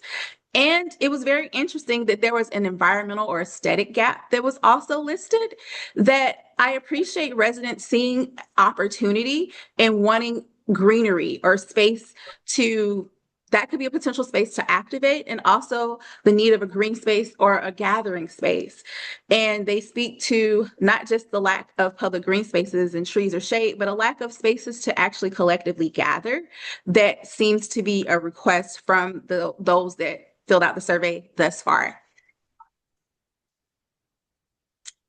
In terms of more requests, because you all are superhuman, and this is just asking, what do people actually want to see? And people spoke of casual and family restaurants. That was the top listed highlight for a desired future destination or business, followed by a grocer. And I understand and heard, and we know about the Kroger, and that kind of is like prevalent within the community. And there's a gap in that space, but also a coffee shop and bakery. And then arts and cultural venues and family entertainment to round out. People are always looking for spaces, places to do those third spaces. In terms of priorities, what would make 11th Street better? Addressing the vacancies was the top, and then supporting those entrepreneurs that are also doing the work. So that was really great to see that people want to address the vacancies, but also support the hard work that you all are already doing, and lean into support of the housing and existing local businesses, and then public safety. So there's a cry to really support, an outcry to really support the businesses that already exist that are doing the hard work, and just build from that to address some of the vacant buildings and lots. So this is an NPS score. I'm not going to tell you your score, but I feel like Mandy is going to tell the score. I think you all should take this survey again in a few years to see how it has changed and moved, because you have a good amount of people, a decent amount of individuals right now that would recommend 11th Street, but you have what we would call detractors that would not. And for a myriad of reasons, we didn't ask why not, what is going on. We asked some other questions of concerns and what you would like to see, so you can kind of deduce potentially that might be why they feel as if they couldn't currently recommend the space. But you have so much opportunity, and it was lifted up in that last survey result, where people really want you all to focus and pour into not just the vacant buildings, but the existing businesses that are doing the work. Most people work. We will look, and I have survey data that talks about unemployment and the percentages, but there's a lot of individuals that are working. So that third space probably is also coming at a time that's not your traditional 9 to 5 or weekends, like when I'll be visiting to talk to the community, because a lot of people are working and fully employed, and then some are retired and some are self or part-time employed. And we had one student respond, and one person that responded that was unemployed currently. Overall, when looking at some themes from the survey analysis, I really saw an opportunity for economic revitalization through entrepreneurship, because that was really elevated and highlighted. There was also a request and seeking to reclaim the vacant spaces and properties, and to elevate public safety and neighborhood security, or the feelings of. Oftentimes, it's hard to say, do you feel this way, or is this really the account? From looking at crime stats and there's a mixture. So people may feel a certain way because of something that's happened in the past or something that has happened to their neighbor, to themselves, but it's not an overall issue. But sometimes there are consistent issues that can lead to people having legitimate concerns around safety. So parsing that out and understanding that that resonated in the survey. There's a greening request for a green space, for open space, for urban infrastructure. But there's also this highlight of community resilience and community identity that also resonated through the survey data as well. And that was great to see. Later on, Molly has hinted that you all will be doing some work. So this work doesn't just end and start here. Some of the anti-displacement, some of that content will continue on. So too, you continue to look at your assets, your businesses, your networking. As a participant within the Virginia Main Street and the huddle, this isn't a requirement that they're able to continue to build upon, but you want to continue to think about and brainstorm potential partners, just like the brainstorming in real time around the CDFI that's a part of the mosaic, that you're able to really leverage and access and support through your network. So continue to think about those things. I'm going to do a little bit of a market overview and take this with a grain of salt. This is all legal data, and some of this information you probably would have received through capital absorption, and we're just going to focus on certain things. So we took 11th Street, our research team, I should say the we loosely, our research team, Amy, Aoife, Mike, they looked at the data, and Aoife was able to pinpoint 11th Street, ignore the typo here, but it's the 5, 10, and 20-minute spaces. And with that, they're looking at population size, population trends, number of households, household trends. We're also looking at the median household income benchmarks, median age and benchmarks, median age trends, households with children at home, home ownership rates, education attainment, race and ethnicity and trends, and psychographic segmentations, which is your community tapestry. So there are these random 2 words to describe a particular community type, a person within that community. And overall, we looked at the population, that 5-minute, 15, and 20 to 30-minute drive time. I have an updated PowerPoint, but this is the PDF. But we looked at the per capita and saw some growth within that's supposed to be 66,000 in the 20 to 30 minute, and then 52,000 in the 15, and the 44,000 in the 5-minute. And there's a decent size of employers. The net worth also increases as we go by drive times, but the average household size stays relatively the same.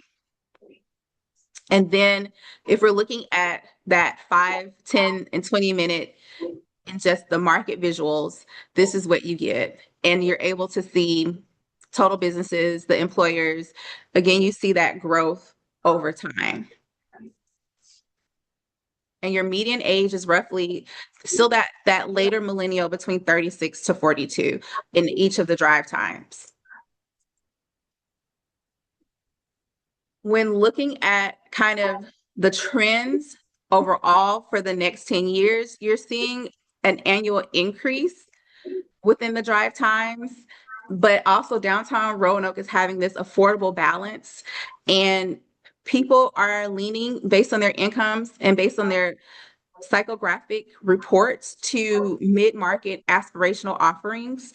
And there's a tie to locally owned dining, personal services, and specialty retail. With the age of the population, you often get some psychographic stereotypes of like, what do they like to do? Sit down dining, cultural programming, daytime activities.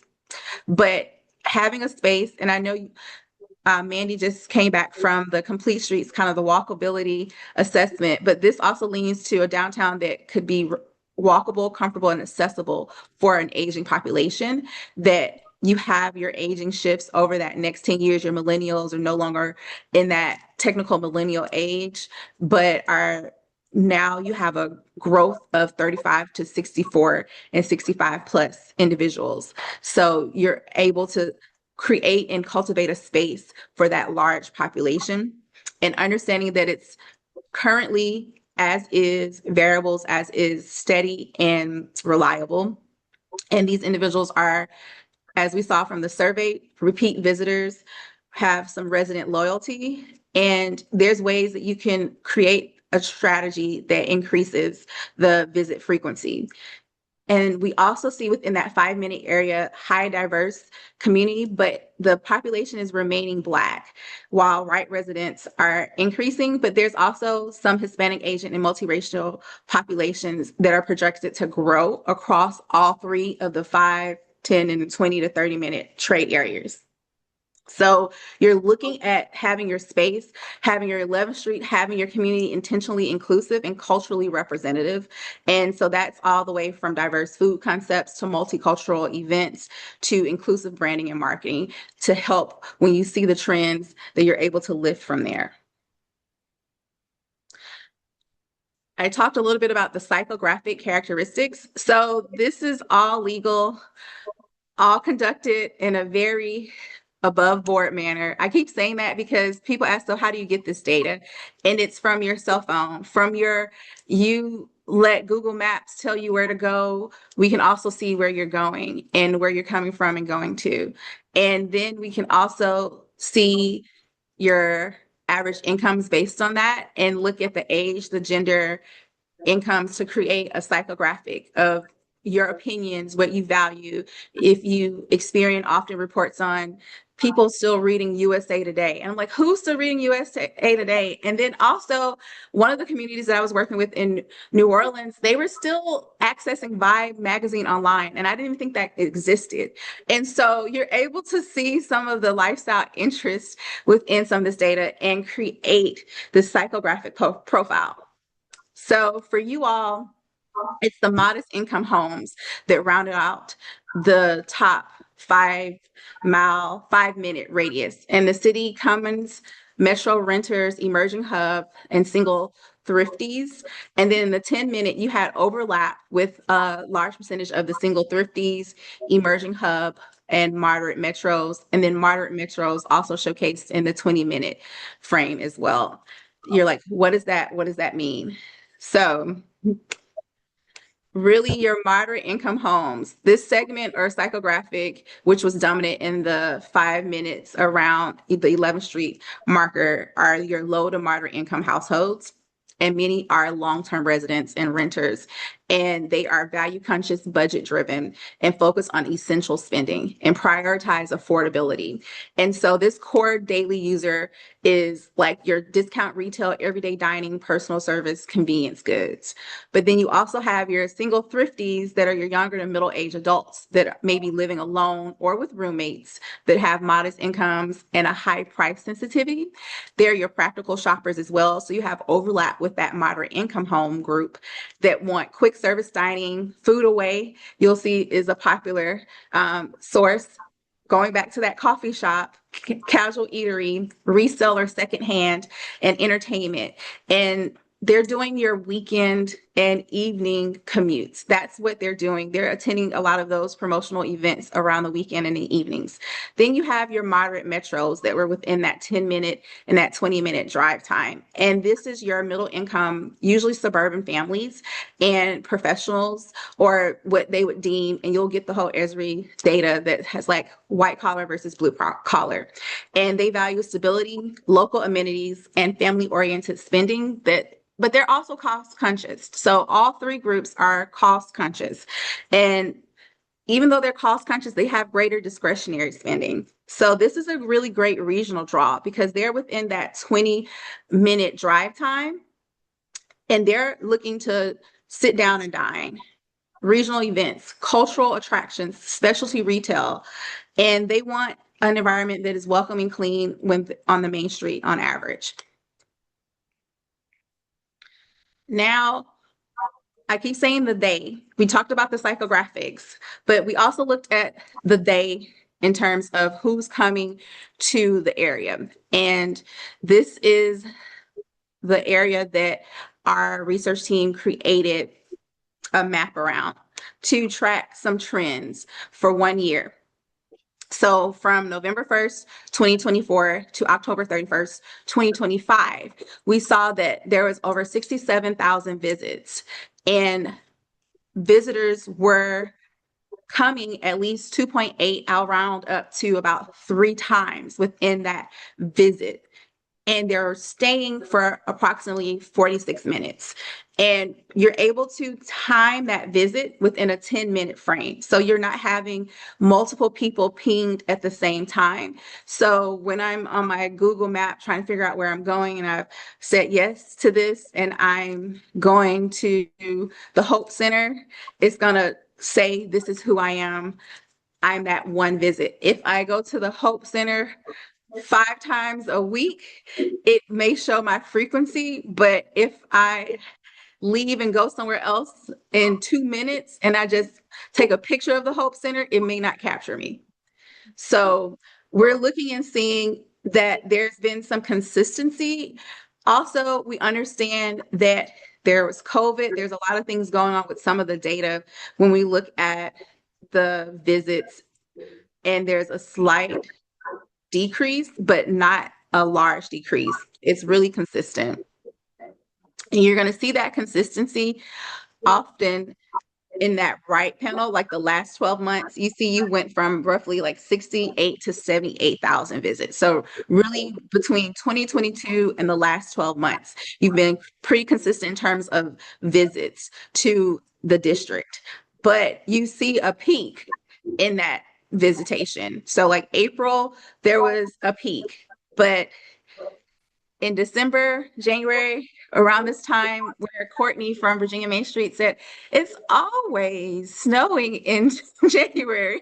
It's like, maybe you understand that there's some potential lulls due to weather and other things as well, and seasons and school being in and out and holidays. But when we look a little bit more into where people are going, and we're going to see where people go the most frequent days. But when we also look into the visitor journey, a lot of people are going to and away from home. Some people are shopping, some people are going from home to work.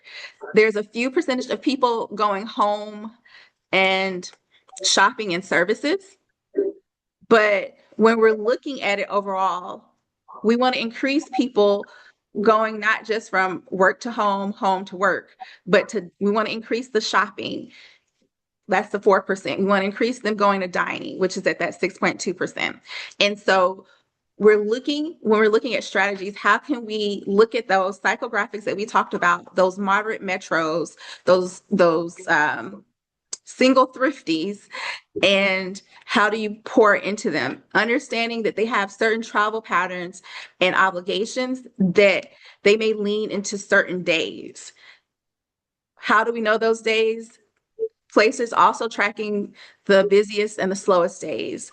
So do you all know what was taking place? Clearly, we see a pattern of Saturday being a highlight, Wednesday, Sundays, and holidays being kind of your slowest days. But were there anything specifically going on May 24th of last year? Bishop Green's birthday. Bishop's birthday party. Okay. And no, then I think that one was a funeral. Was it? Yeah. Okay. Okay. Yeah. And then do we know about June 21st? That had to have been a Juneteenth thing, right? No, that was the 19th, wasn't it? That you guys had, and that was, yeah. Because I gave those event dates. June 21st is my birthday, Bishop. It was a birthday party for me. Huh. Yeah, I'm not seeing the dates that we had like. Okay. And April 26th, I see Saturday is being like the busiest day, but that tracks with the psychographics. But I wanted to know if there was any alignment with events or activations that you all already had. And if there are certain days that, Mandy, you can send me that you want to see, that you think you had large turnout, that we can maybe compare, please feel free to email me that. Okay, I sent it to Luke, and somebody else had just asked me for dates. Okay, perfect. Perfect. I don't know if you were copied on that email though. Luke's on the call. He can share it with me, but that makes perfect sense. Is Darlene still on the call?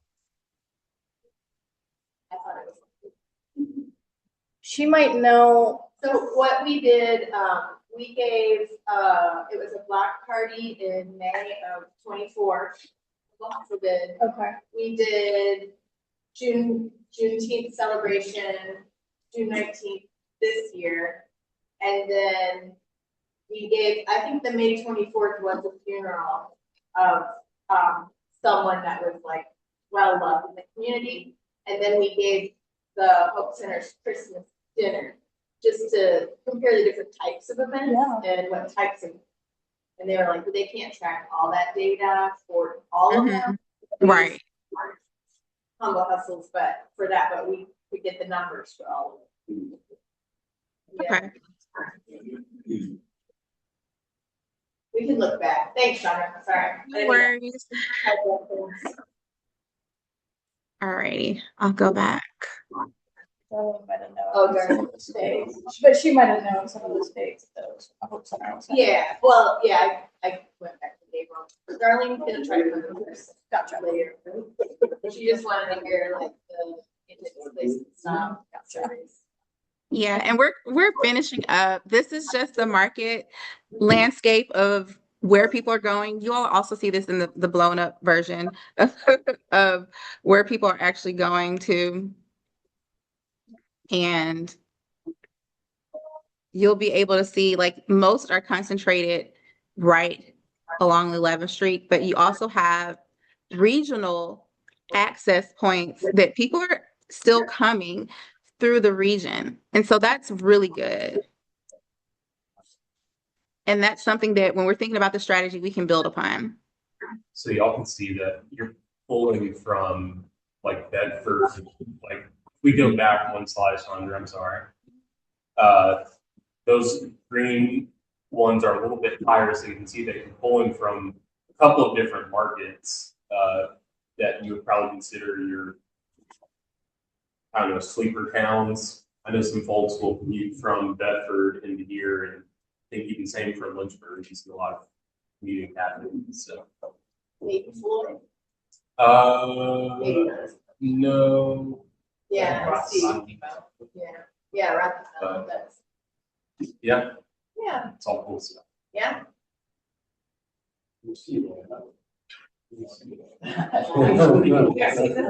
I got my glasses on and I can barely see. I know. I'm like, you have the raw data. This is just like the visual, but you also have the full data packet that you all can kind of like blow up. And I can put on my screen too if we want to talk about that a little bit later. But for hourly visits, we see there's this kind of no one's visiting at 4 o'clock. We understand that. And no one's really coming after 9 p.m. And you have kind of this travel day-to-day pattern that you see in your hourly visits. And you also see people coming for that kind of 46-minute time frame that we spoke about earlier.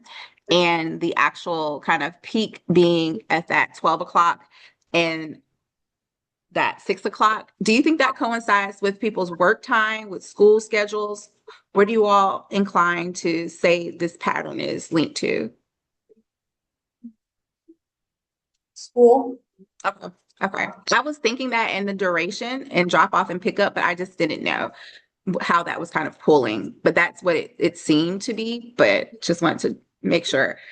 That our outliers, probably the funeral services that may be longer. And also knowing that this is like averaging time. So a lot of people are, if you look at the visit duration coming between and staying for 10 to 14 minutes and that kind of 15 to 29 minute or 16 to 29 minute block. And then that outlier of more than 2 hours is probably an event or a repass. Yeah. And then Keldrick knows the region, but when you all are looking at the heat map from 2 slides ago, it told you like who you're pulling from. And this tells you your visitor journey routes and shows where people are accessing. And the red is that main route. And that's on East Main Street. And then you have kind of people coming from Ellen Park and Cornerstone as well. And then you also have individuals from West Park to Lily View and a little bit into the Bratton Lawn that are matriculating through. But you also have people taking that 220 that are coming in. Really quick, that red, Catherine, do you know, is that red route? Is I that, think what we're seeing is we're seeing Orange Avenue. in Yeah. red. They're seeing, 10th Street in yellow, that's the vertical line. Yeah. We're seeing Ormond, that's green, that's coming diagonally up to 11th Street. yeah, And so those are the kind of streets we're seeing. okay, I have a question yeah. for the last slide. Oh, can you go back a slide? Yeah. Is it skewed by, would the market study be skewed by the industries? Because there's two of the same industries, but then there's one that I was thinking about I that. feel like funeral visits and the timing of it's gonna skew everything. I think Yes. they could kind of filter those out. Yeah, that's what Yeah. this is. It's visit duration. If you break it down a little bit more, you're seeing like this has got to be long funerals, I'm thinking, and your events. Okay, and then here I'm thinking that's got to be pick up and drop off for the Hope Center and maybe even for dance But business. when was it? This is 2024. They Yeah. just started. It's from November 1st of 24 to October 31st of 25. The patterns. What do you see here? What do you see? I mean, I wouldn't say pick up and jump off because they just started that. Yeah. In October, so there's no way for that. Okay, I didn't know that. And now that I'm thinking about it for school visits, there's not a school bus drop off right here at all. The only one is on Madison. Okay. Yeah, Madison and Fairfax. Okay, so it's So not. there wouldn't be a direct drop off right here. I think more than anything, I know Darlene has as well. I know Darlene has a lot of people that come throughout the day. Yes. Right, and then on Tuesdays the Yeah. I wonder if that's yeah, and then I know the gym. Yeah. He's got a high traffic of people as well at different times. We'll have to compare the dates like with your calendars and see what you guys have going on here too. But Yeah. part of what I guess I'm getting from it's helpful to see the data because I'm thinking now about like, okay, any business that like as we're thinking about, spaces, in these vacant buildings, anyone that wants to fill those businesses will need to know like funeral service traffic is going to be like when there's a funeral service as people get out going to like whatever things they might want to do right after a funeral. That's something that I haven't been thinking a lot about. So I don't know. That's kind of where my head's at. What about you guys? I know we have a few more minutes, and I know we can parking lot a little bit. I should have told you all to put like a whole parking lot. Sorry. Because I know there's going to be so more thoughts and, like pontifications outside of just, oh, we know this, like a lot of this is stuff that you all know, but some of this could be was that Xavier's point? I don't know who said that about like, how is it skewing? What is it skewing? And we can look a little bit more into it because there was that average that was increased by certain things like the funerals or the repasses and maybe Bishop's birthday that could also play into kind of like visitations in the patterns. When we're looking at projected growth, there's a laundry list that you all will receive that you can go through Esri that looks at that 5, 10, and 20 to 30 minute drive time group. And just focusing on that 10-minute group, you have a lot of projected food growth. This is also a formula. With all things constant, you can have this if you get this because of those individuals that we looked at, those psychographics, the data that is currently within the community and within the different drive times. So you have a lot of people sourcing food at home, food away, and snacks. And that speaks to the psychographics grab and go, that group with like casual dining from the survey, and also the group that wanted to elevate kind of just price conscious food and price conscious services. Someone's got a question. Go ahead. Uh-huh. So when we're looking at this slide that you have for us, does this look at spending that's happening outside of the district right now and why we think that this would be a growth area for this district? Right. So it's looking at 2020. Well, it looked at 2025. It looked at, and I can pull up the period that it looks at, and then it's like, what is the projected spending growth based on what you already have and who's spending? And home is really people spending on rent, utilities, which was a large amount of what people were spending on. Entertainment was projected growth. There wasn't a lot in apparel and services, and oftentimes we see pet products emerging as a high trend, and we saw a little bit of growth, of spending growth potential in pets, and so that's highlighted. But the codes are based on the NACE codes, and so people may have to put their readers on, but I will open up one of those because I did have it queued up if people had questions around it. So let's see.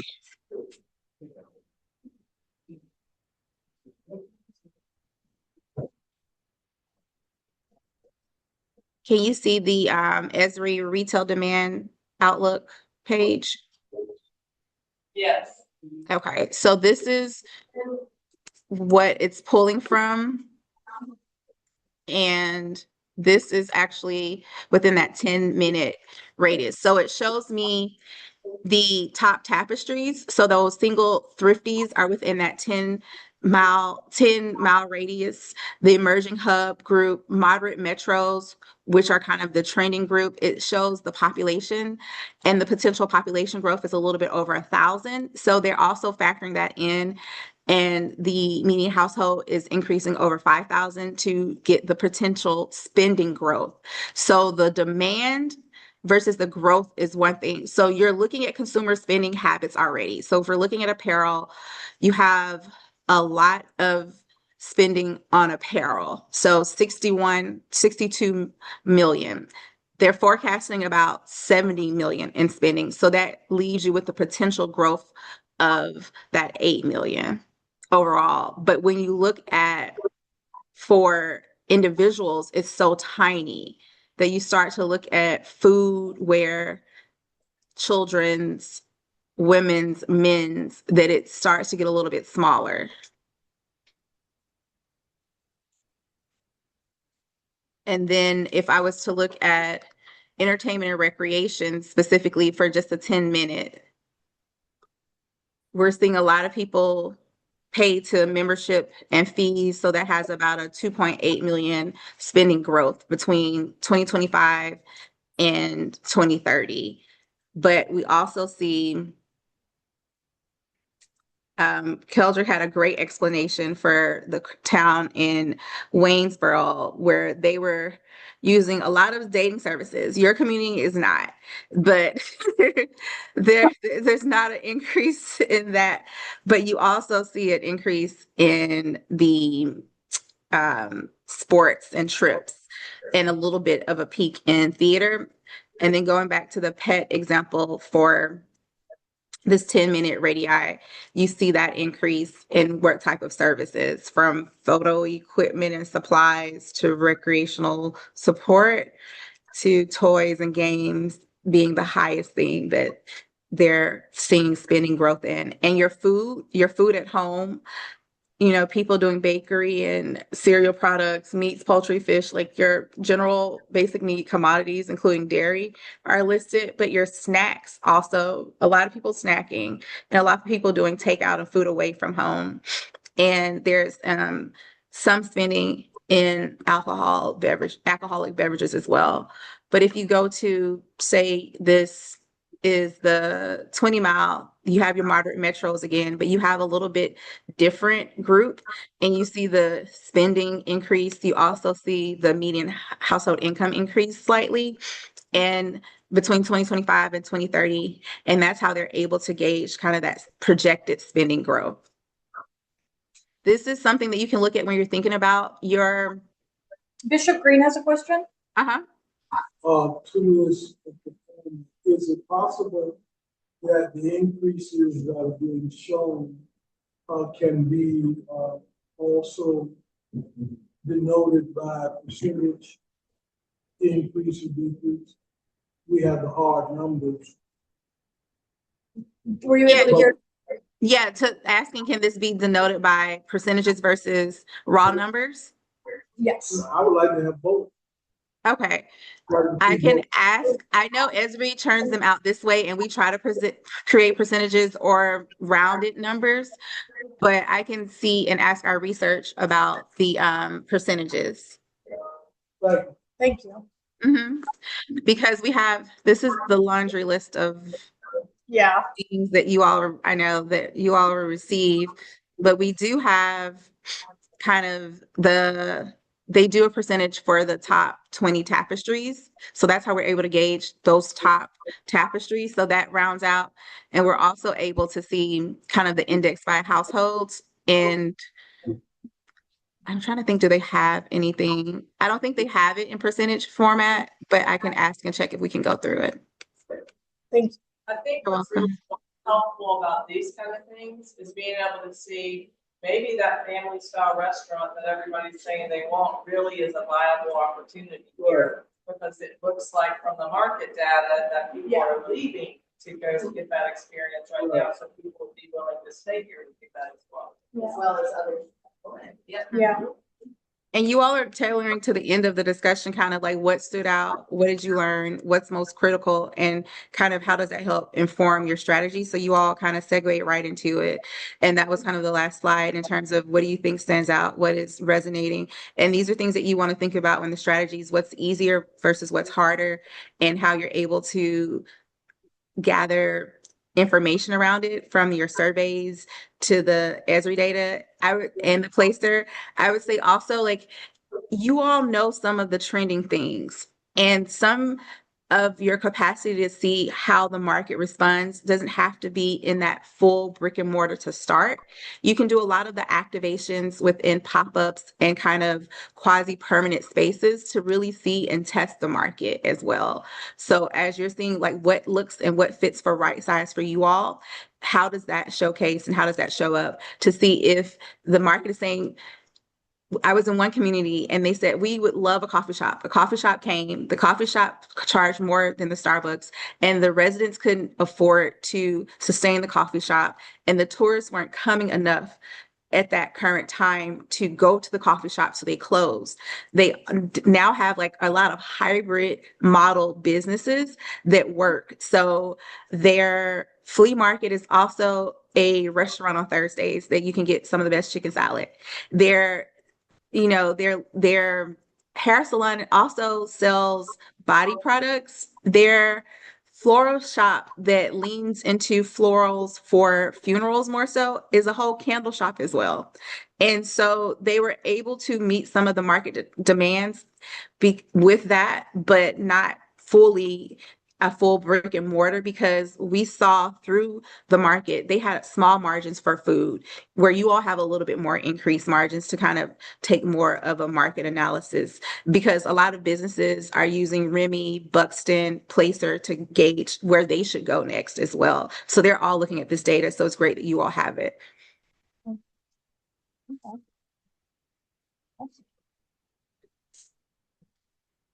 Anything else that stood out or feels the most critical?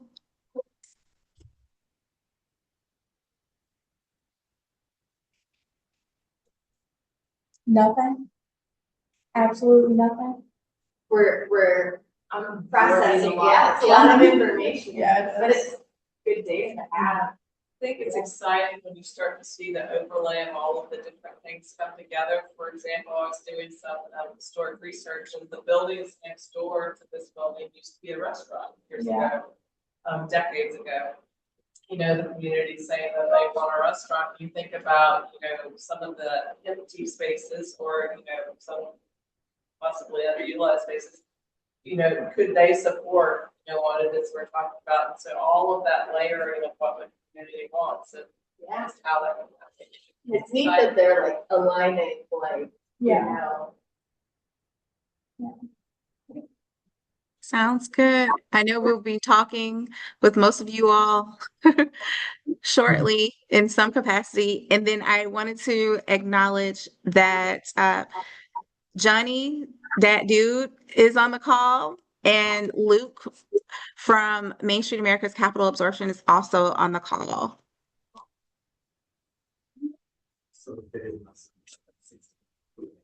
That means you got to introduce yourselves, guys. They might have stepped away. I don't know. No, they're here. Yeah, we here. What's good, everybody? I'll be in there with y'all in person in a couple hours. I'm just knocking out some work stuff beforehand, so I'll see y'all at the spot here in a little while. Heck yeah. Thank you for being here. Is it that dude, Johnny, or Johnny that dude? I just remixed your whole name. Nah, you know, you can just say Johnny. It's not like a Tribe Called Quest. You ain't got to say the whole thing. It's just this is also my business Zoom, and as a professional yoga and meditation instructor, that's the branding. That's the whole gig there. So when you ain't got to say it just to call me out. You could just say Johnny. That'll work. Johnny.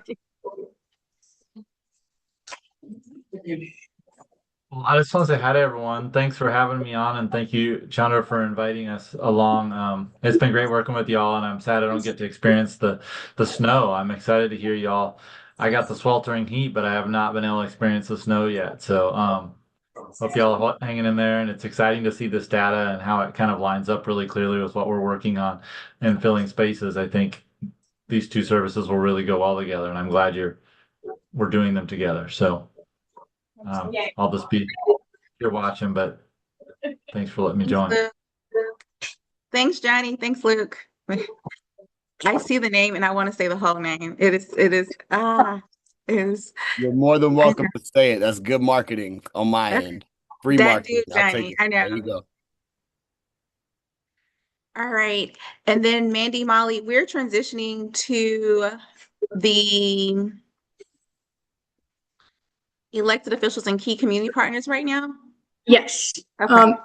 Transitioning over to elected officials and key community partners. Okay. What's the vibe?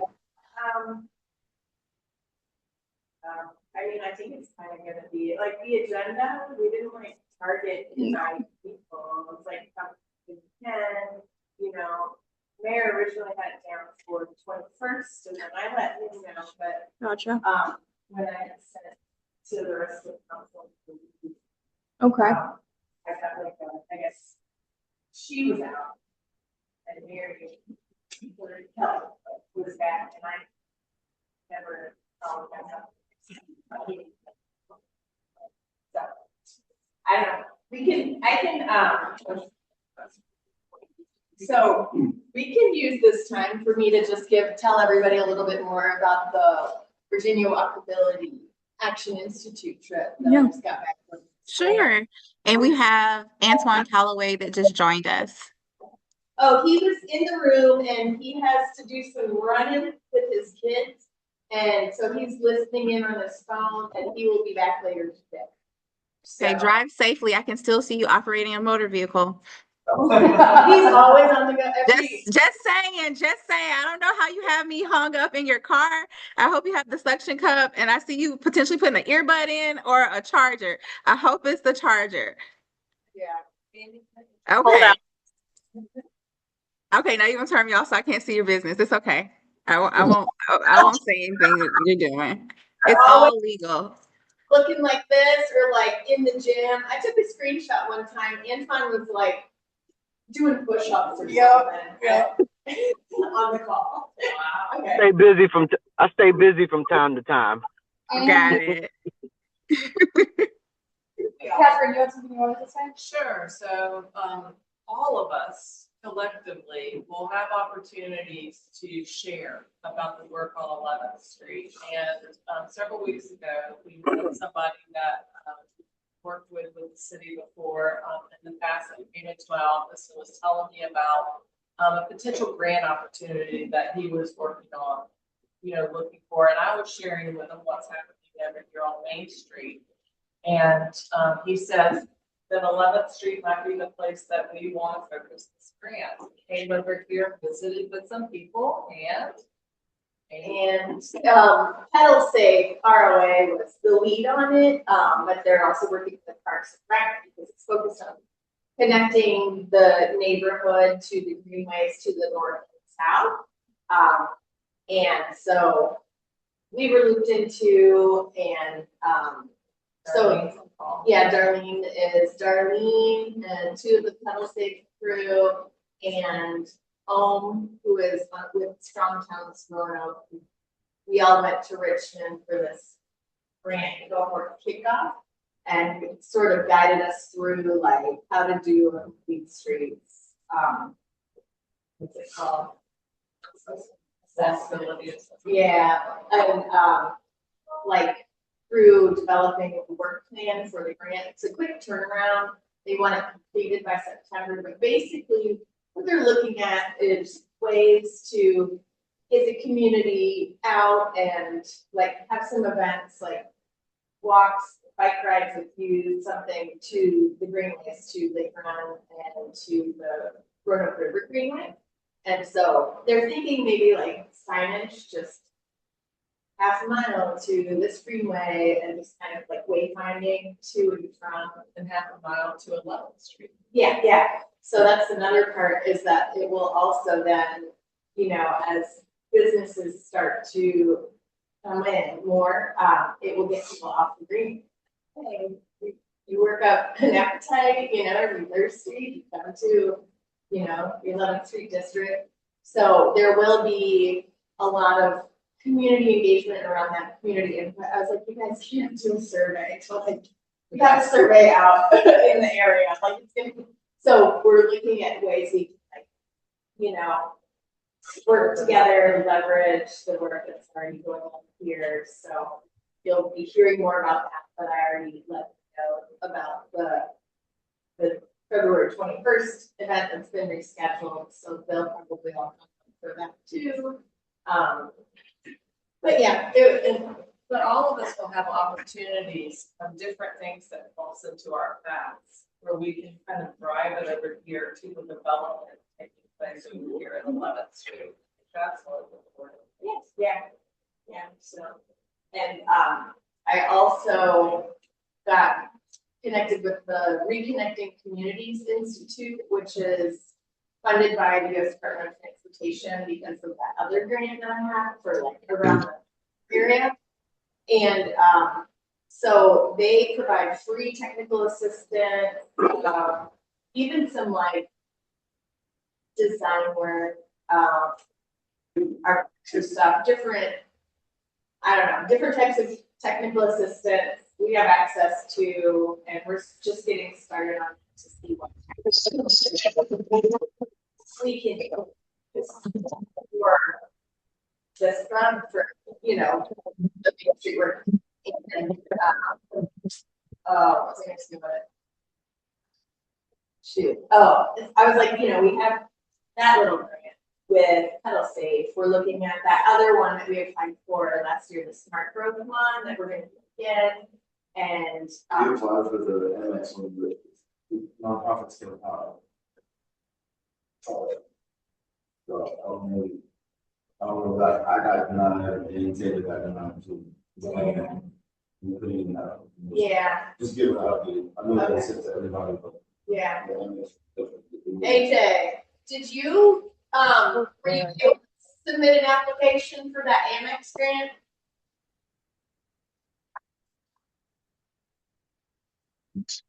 He's probably working or changing the diaper or something. Maybe we can stop it later. So anyway, the RCI, I wanted them kind of more to all of these different little initiatives, especially regarding like pedestrian safety, walkability, bikeability stuff, to kind of have it be a more strategic rollout with the target area coming and potential streetscape monies for the area to like kind of have some demonstration projects and stuff kind of strategically aligned as these projects all sort of are coming, you know, in like soon. So we're working with I'll keep everybody looped in. I got a transportation hook them up with, they know other things that I don't know. Yeah, and that stuff. So yeah, just a lot of different resources we're trying to like bring in. Like sometimes I'll show up I'm like, wait, what's this one? Where? I'm like, I'll take it. Anyway, that's that update. I'll stay tuned as we learn more. And I'm not the lead on that one, which I'm glad for. To stay plugged in and connected.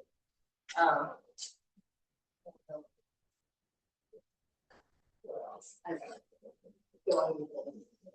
Does anybody else have any like other opportunities or things that they know of to share that we should be thinking about as well? So like grant opportunities and things during this conversation. Hello. There was a, Hey. Okay, go ahead. Hey, you're back. AJ.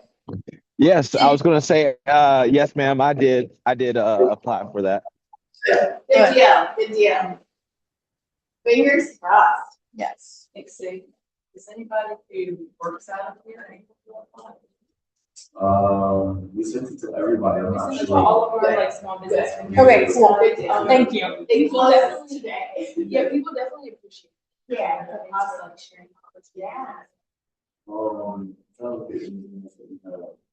Well, we, at the collective, after, the what's in for Chamber of Commerce, we were able to connect with them.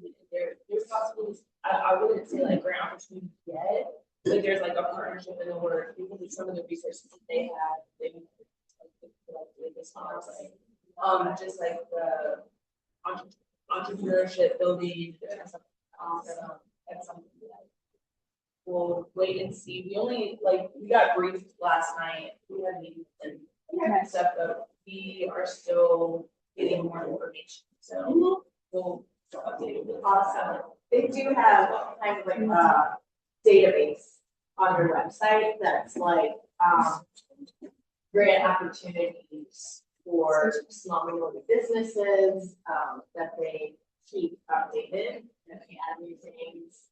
You guys think they're like emails? Yeah. Cool. But yeah, I see.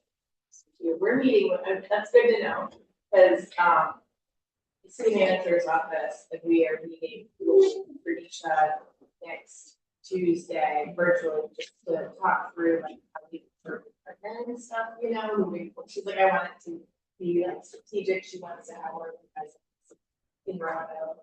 And so we're trying to get them to have I'm not trying to, we offered, I guess, if they wanted to have what's the word? Remote satellite. Thank you. I'm so fried. I gotta head out. Good to see you all. Thanks for being here. What's nailed the snowstorm. Taking over our life. I figured. I'll take good notes. Yeah, she's gonna be working all weekend, I think. Me too. Yeah, fingers crossed it's not as apocalyptic as they're Yeah. saying. Yeah. Okay. But We'll look forward to meeting. yeah. She was excited about it. Yeah. Couldn't happen today. So Well, thank you. Yep. Thank you for all the coordinating all the survey stuff. Absolutely. Appreciate it. All right. Yeah. Stay safe, warm. Take care, y'all. Yeah, stay warm. All right. Stay warm. But they are, you know, we had mentioned or offered, they, you know, they wanted to have more of a presence here that we could offer space to them in the South Bay. And keeping that in mind. So.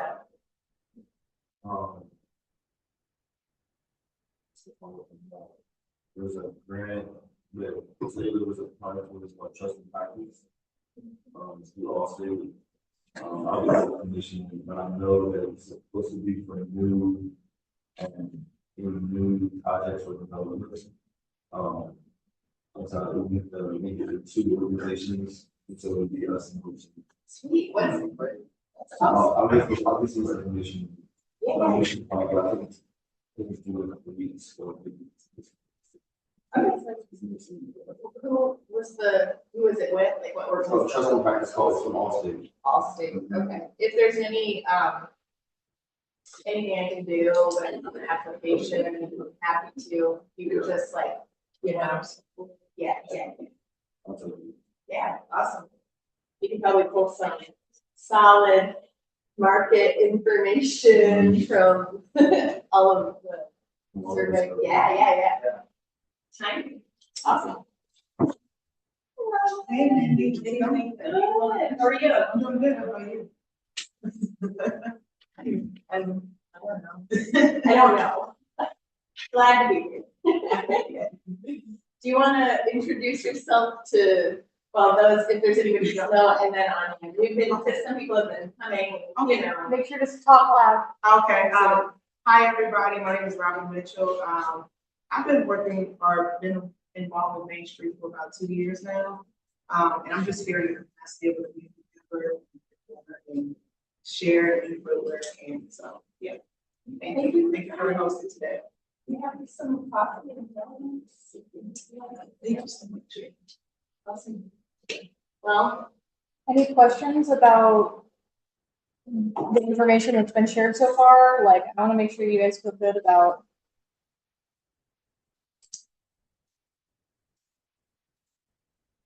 Thanks. Chandra, you're muted. Thanks. It told me to. I know we had one person, I know, just ignoring the prompts. Wendy can tell you she was shouting at me, your notes are showing in 3 different platforms, and it resonated 15 minutes later. But I know that we have, I know this is what happens when you try to do tech. I have 2 screens and they both look like I need to listen to my optometrist and say that I need to lean into readers. But I want to go back to the anti-displacement just because I know we kind of stopped that statement and start those questions, because I know that's a lot of what you all are going to be doing on your own, and that we're going to try to pull in the Small Business Anti-Displacement Network, or SBAN for short, to pull in. And that also can tie into some of the questions that you all had around CDFI usage, around trust, around how, like, different toolkit tools that you can pull out of the toolbox, or, you know, I like to say makeup that you can pull out of your makeup kit and really utilize. But I want to start, I put it in the chat, but I'll share with kind of an intentionality prompt when you all are going through that work. And this is from the Presence Institute, and it really focuses on you starting with I am, my work, and then you finish with my intention. So if you all can go around in the room and state that, and I will start with my example of who I am, not just my name, but who I am. My name is Chandra Tuttleton, but I am a change agent. My work is to edify my ancestors and grow for the future that I might not be able to see. And it's through place-based strategies of support and uplift.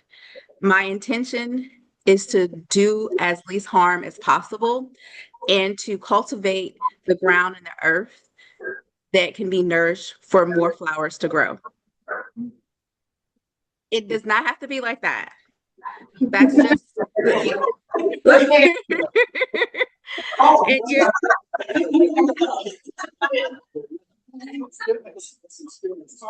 know. I'll go. You do want to go? Is it just, it's content, or is it like? It's everybody. Is it in general or is it specific to this? it's who you are. So if you are explicit to this space, to this time that you want to focus in, do that. If it is in general, it helps understanding of what you bring to the table when you all are doing this work, then please feel free to share that as well. Could you share the 3 points again, just so that I can? Sure. I am, my work, and my intention. I'll journal about this later. I know. Great journal prompts. Chandra, I don't know if you heard Robin, she said that was a poem. It sounded poetic. Yeah.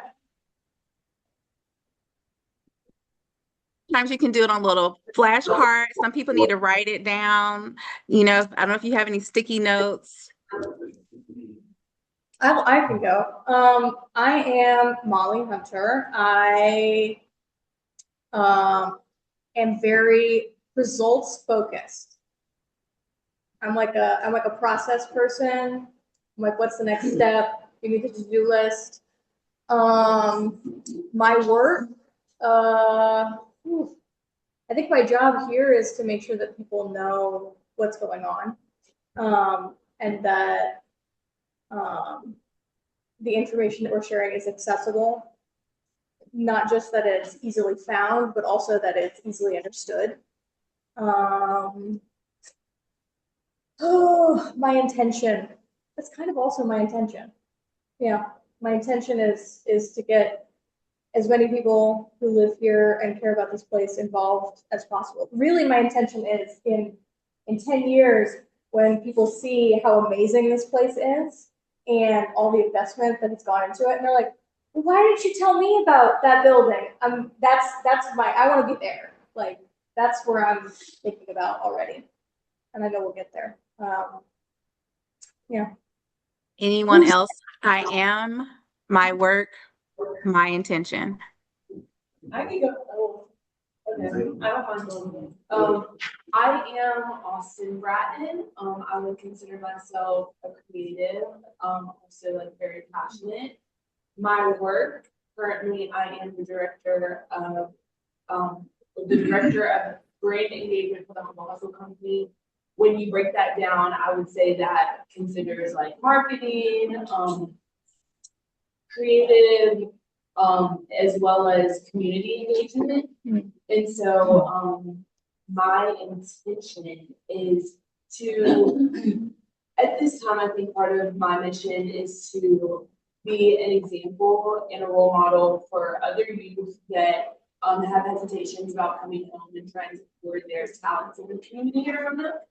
And trying to be that example and showing other youth that like you can really make an impact in your area that could be influential. And also I feel like as a creative, like sometimes it's intimidating to try to like do that at home because you feel like there's a lack of opportunity and space for that. And so hopefully that I could inspire others that they can make that happen and see value in it. Like there's no sense. Heck yeah. Heck yeah.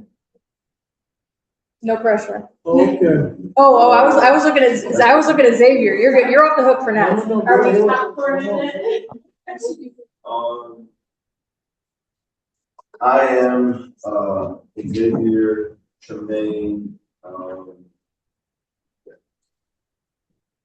would say I'm the 3 C's that I usually use is I am a connector, a catalyst, and a creator.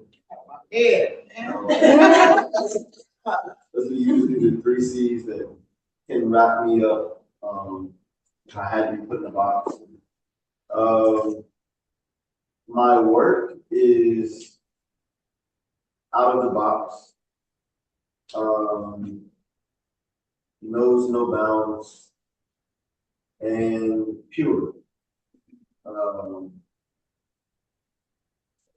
The work that we're doing here is, I feel like we're in a chapter of sustainability and development.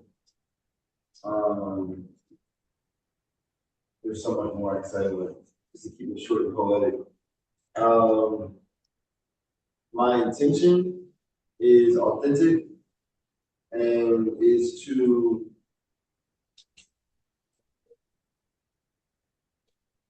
I would say I don't want to just shift the narrative. I want to completely change the narrative of what development looks like in urban areas.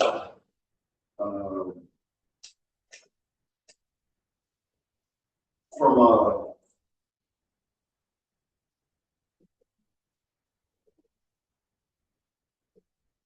not the, I don't want to say not your average, but like not the typical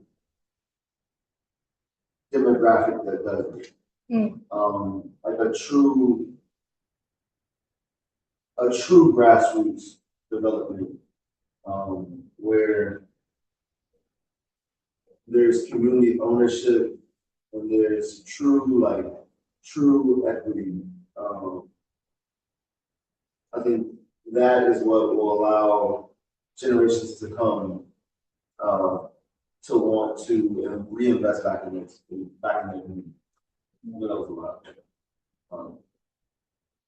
I think overall, I just really want the youth to be able to have a place that they want to call and come back and really enjoy it the way that we enjoy it. Thank you. Anyone else? This is not a mandated statement. I just want to say this is not a mandated statement. You can also say it in your head. You don't have to tell it to us. It's okay. Okay. That sounds good to me. I am staring at the person by the nice plants that keep growing in the winter. That's you, Rob. That's me? Oh, is that me? Okay. Yes, I didn't know if you wanted to speak. My name is Robin Mitchell. I am a lot of things. Sometimes I think when people say, "What do you do?" I say yes, because I do many things. But I do feel that my sweet spot is somewhere between my creativity and how I use that to engage and like galvanize my community.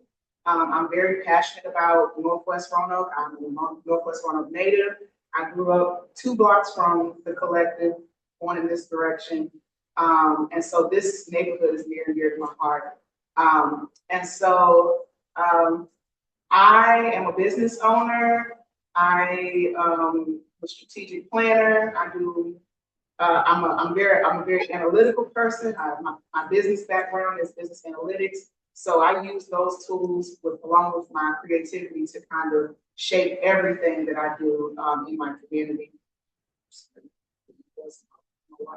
And yeah, I think that my intention is always to be original and to approach things with care in my heart and compassion.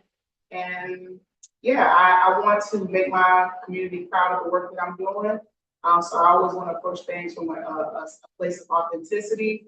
And I feel like I do that. I feel like y'all would tell me if I feel like I have people that would keep me accountable, like Doug, like Xavier, like Austin.